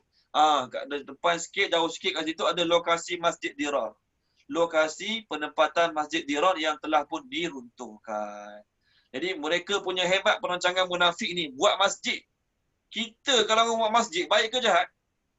Orang nak buat masjid, masjid baik ke jahat? Baiklah, takkan orang jahat buat masjid. Jadi Nabi pun sampai kata nanti aku pergi semayang kat situ. Tapi Allah Ta'ala tahu niat mereka buat masjid tu untuk tunggu tentera luar datang. Jadi kan masjid tu penempatan untuk mereka tunggu, orang luar datang bergabung kat masjid tu, jadi markas masjid tu untuk lawan orang Islam yang lain. Boleh? Okey, baik, berhenti sini dulu. Terima kasih banyak semua. Mohon maaf salah silap kalau ada. Jumpa lagi minggu depan insya-Allah. Kita doa sikit. Bismillahirrahmanirrahim. Subhanallah bihamdihi, subhanakallahumma bihamdika, asyhadu an la ilaha illa anta astaghfiruka wa atubu ilaik. Allahumma zayyinna bi zinatil Qur'an wa akrimna bi karamatil Qur'an wa syarrifna bi syarafatil Qur'an wa adkhilna al-jannah bi syafaatil Qur'an ya dzal fadli wal ihsan. Allahumma inna nas'aluka ilman nafi'a wa rizqan wasi'a wa rizqan mubarakan wa amalan mutaqabbala. Allahumma anfa'na bima 'allamtana wa 'allimna ma yanfa'una wa zidna ilma walhamdulillahirabbil alamin. Terima kasih banyak semua. Mohon maaf salah silap kalau ada. Jumpa lagi minggu depan insya-Allah. Assalamualaikum. Terima kasih Ustaz. Assalamualaikum. Terima kasih Ustaz. Waalaikumsalam. Terima kasih Ustaz. Terima kasih semua, sama-sama.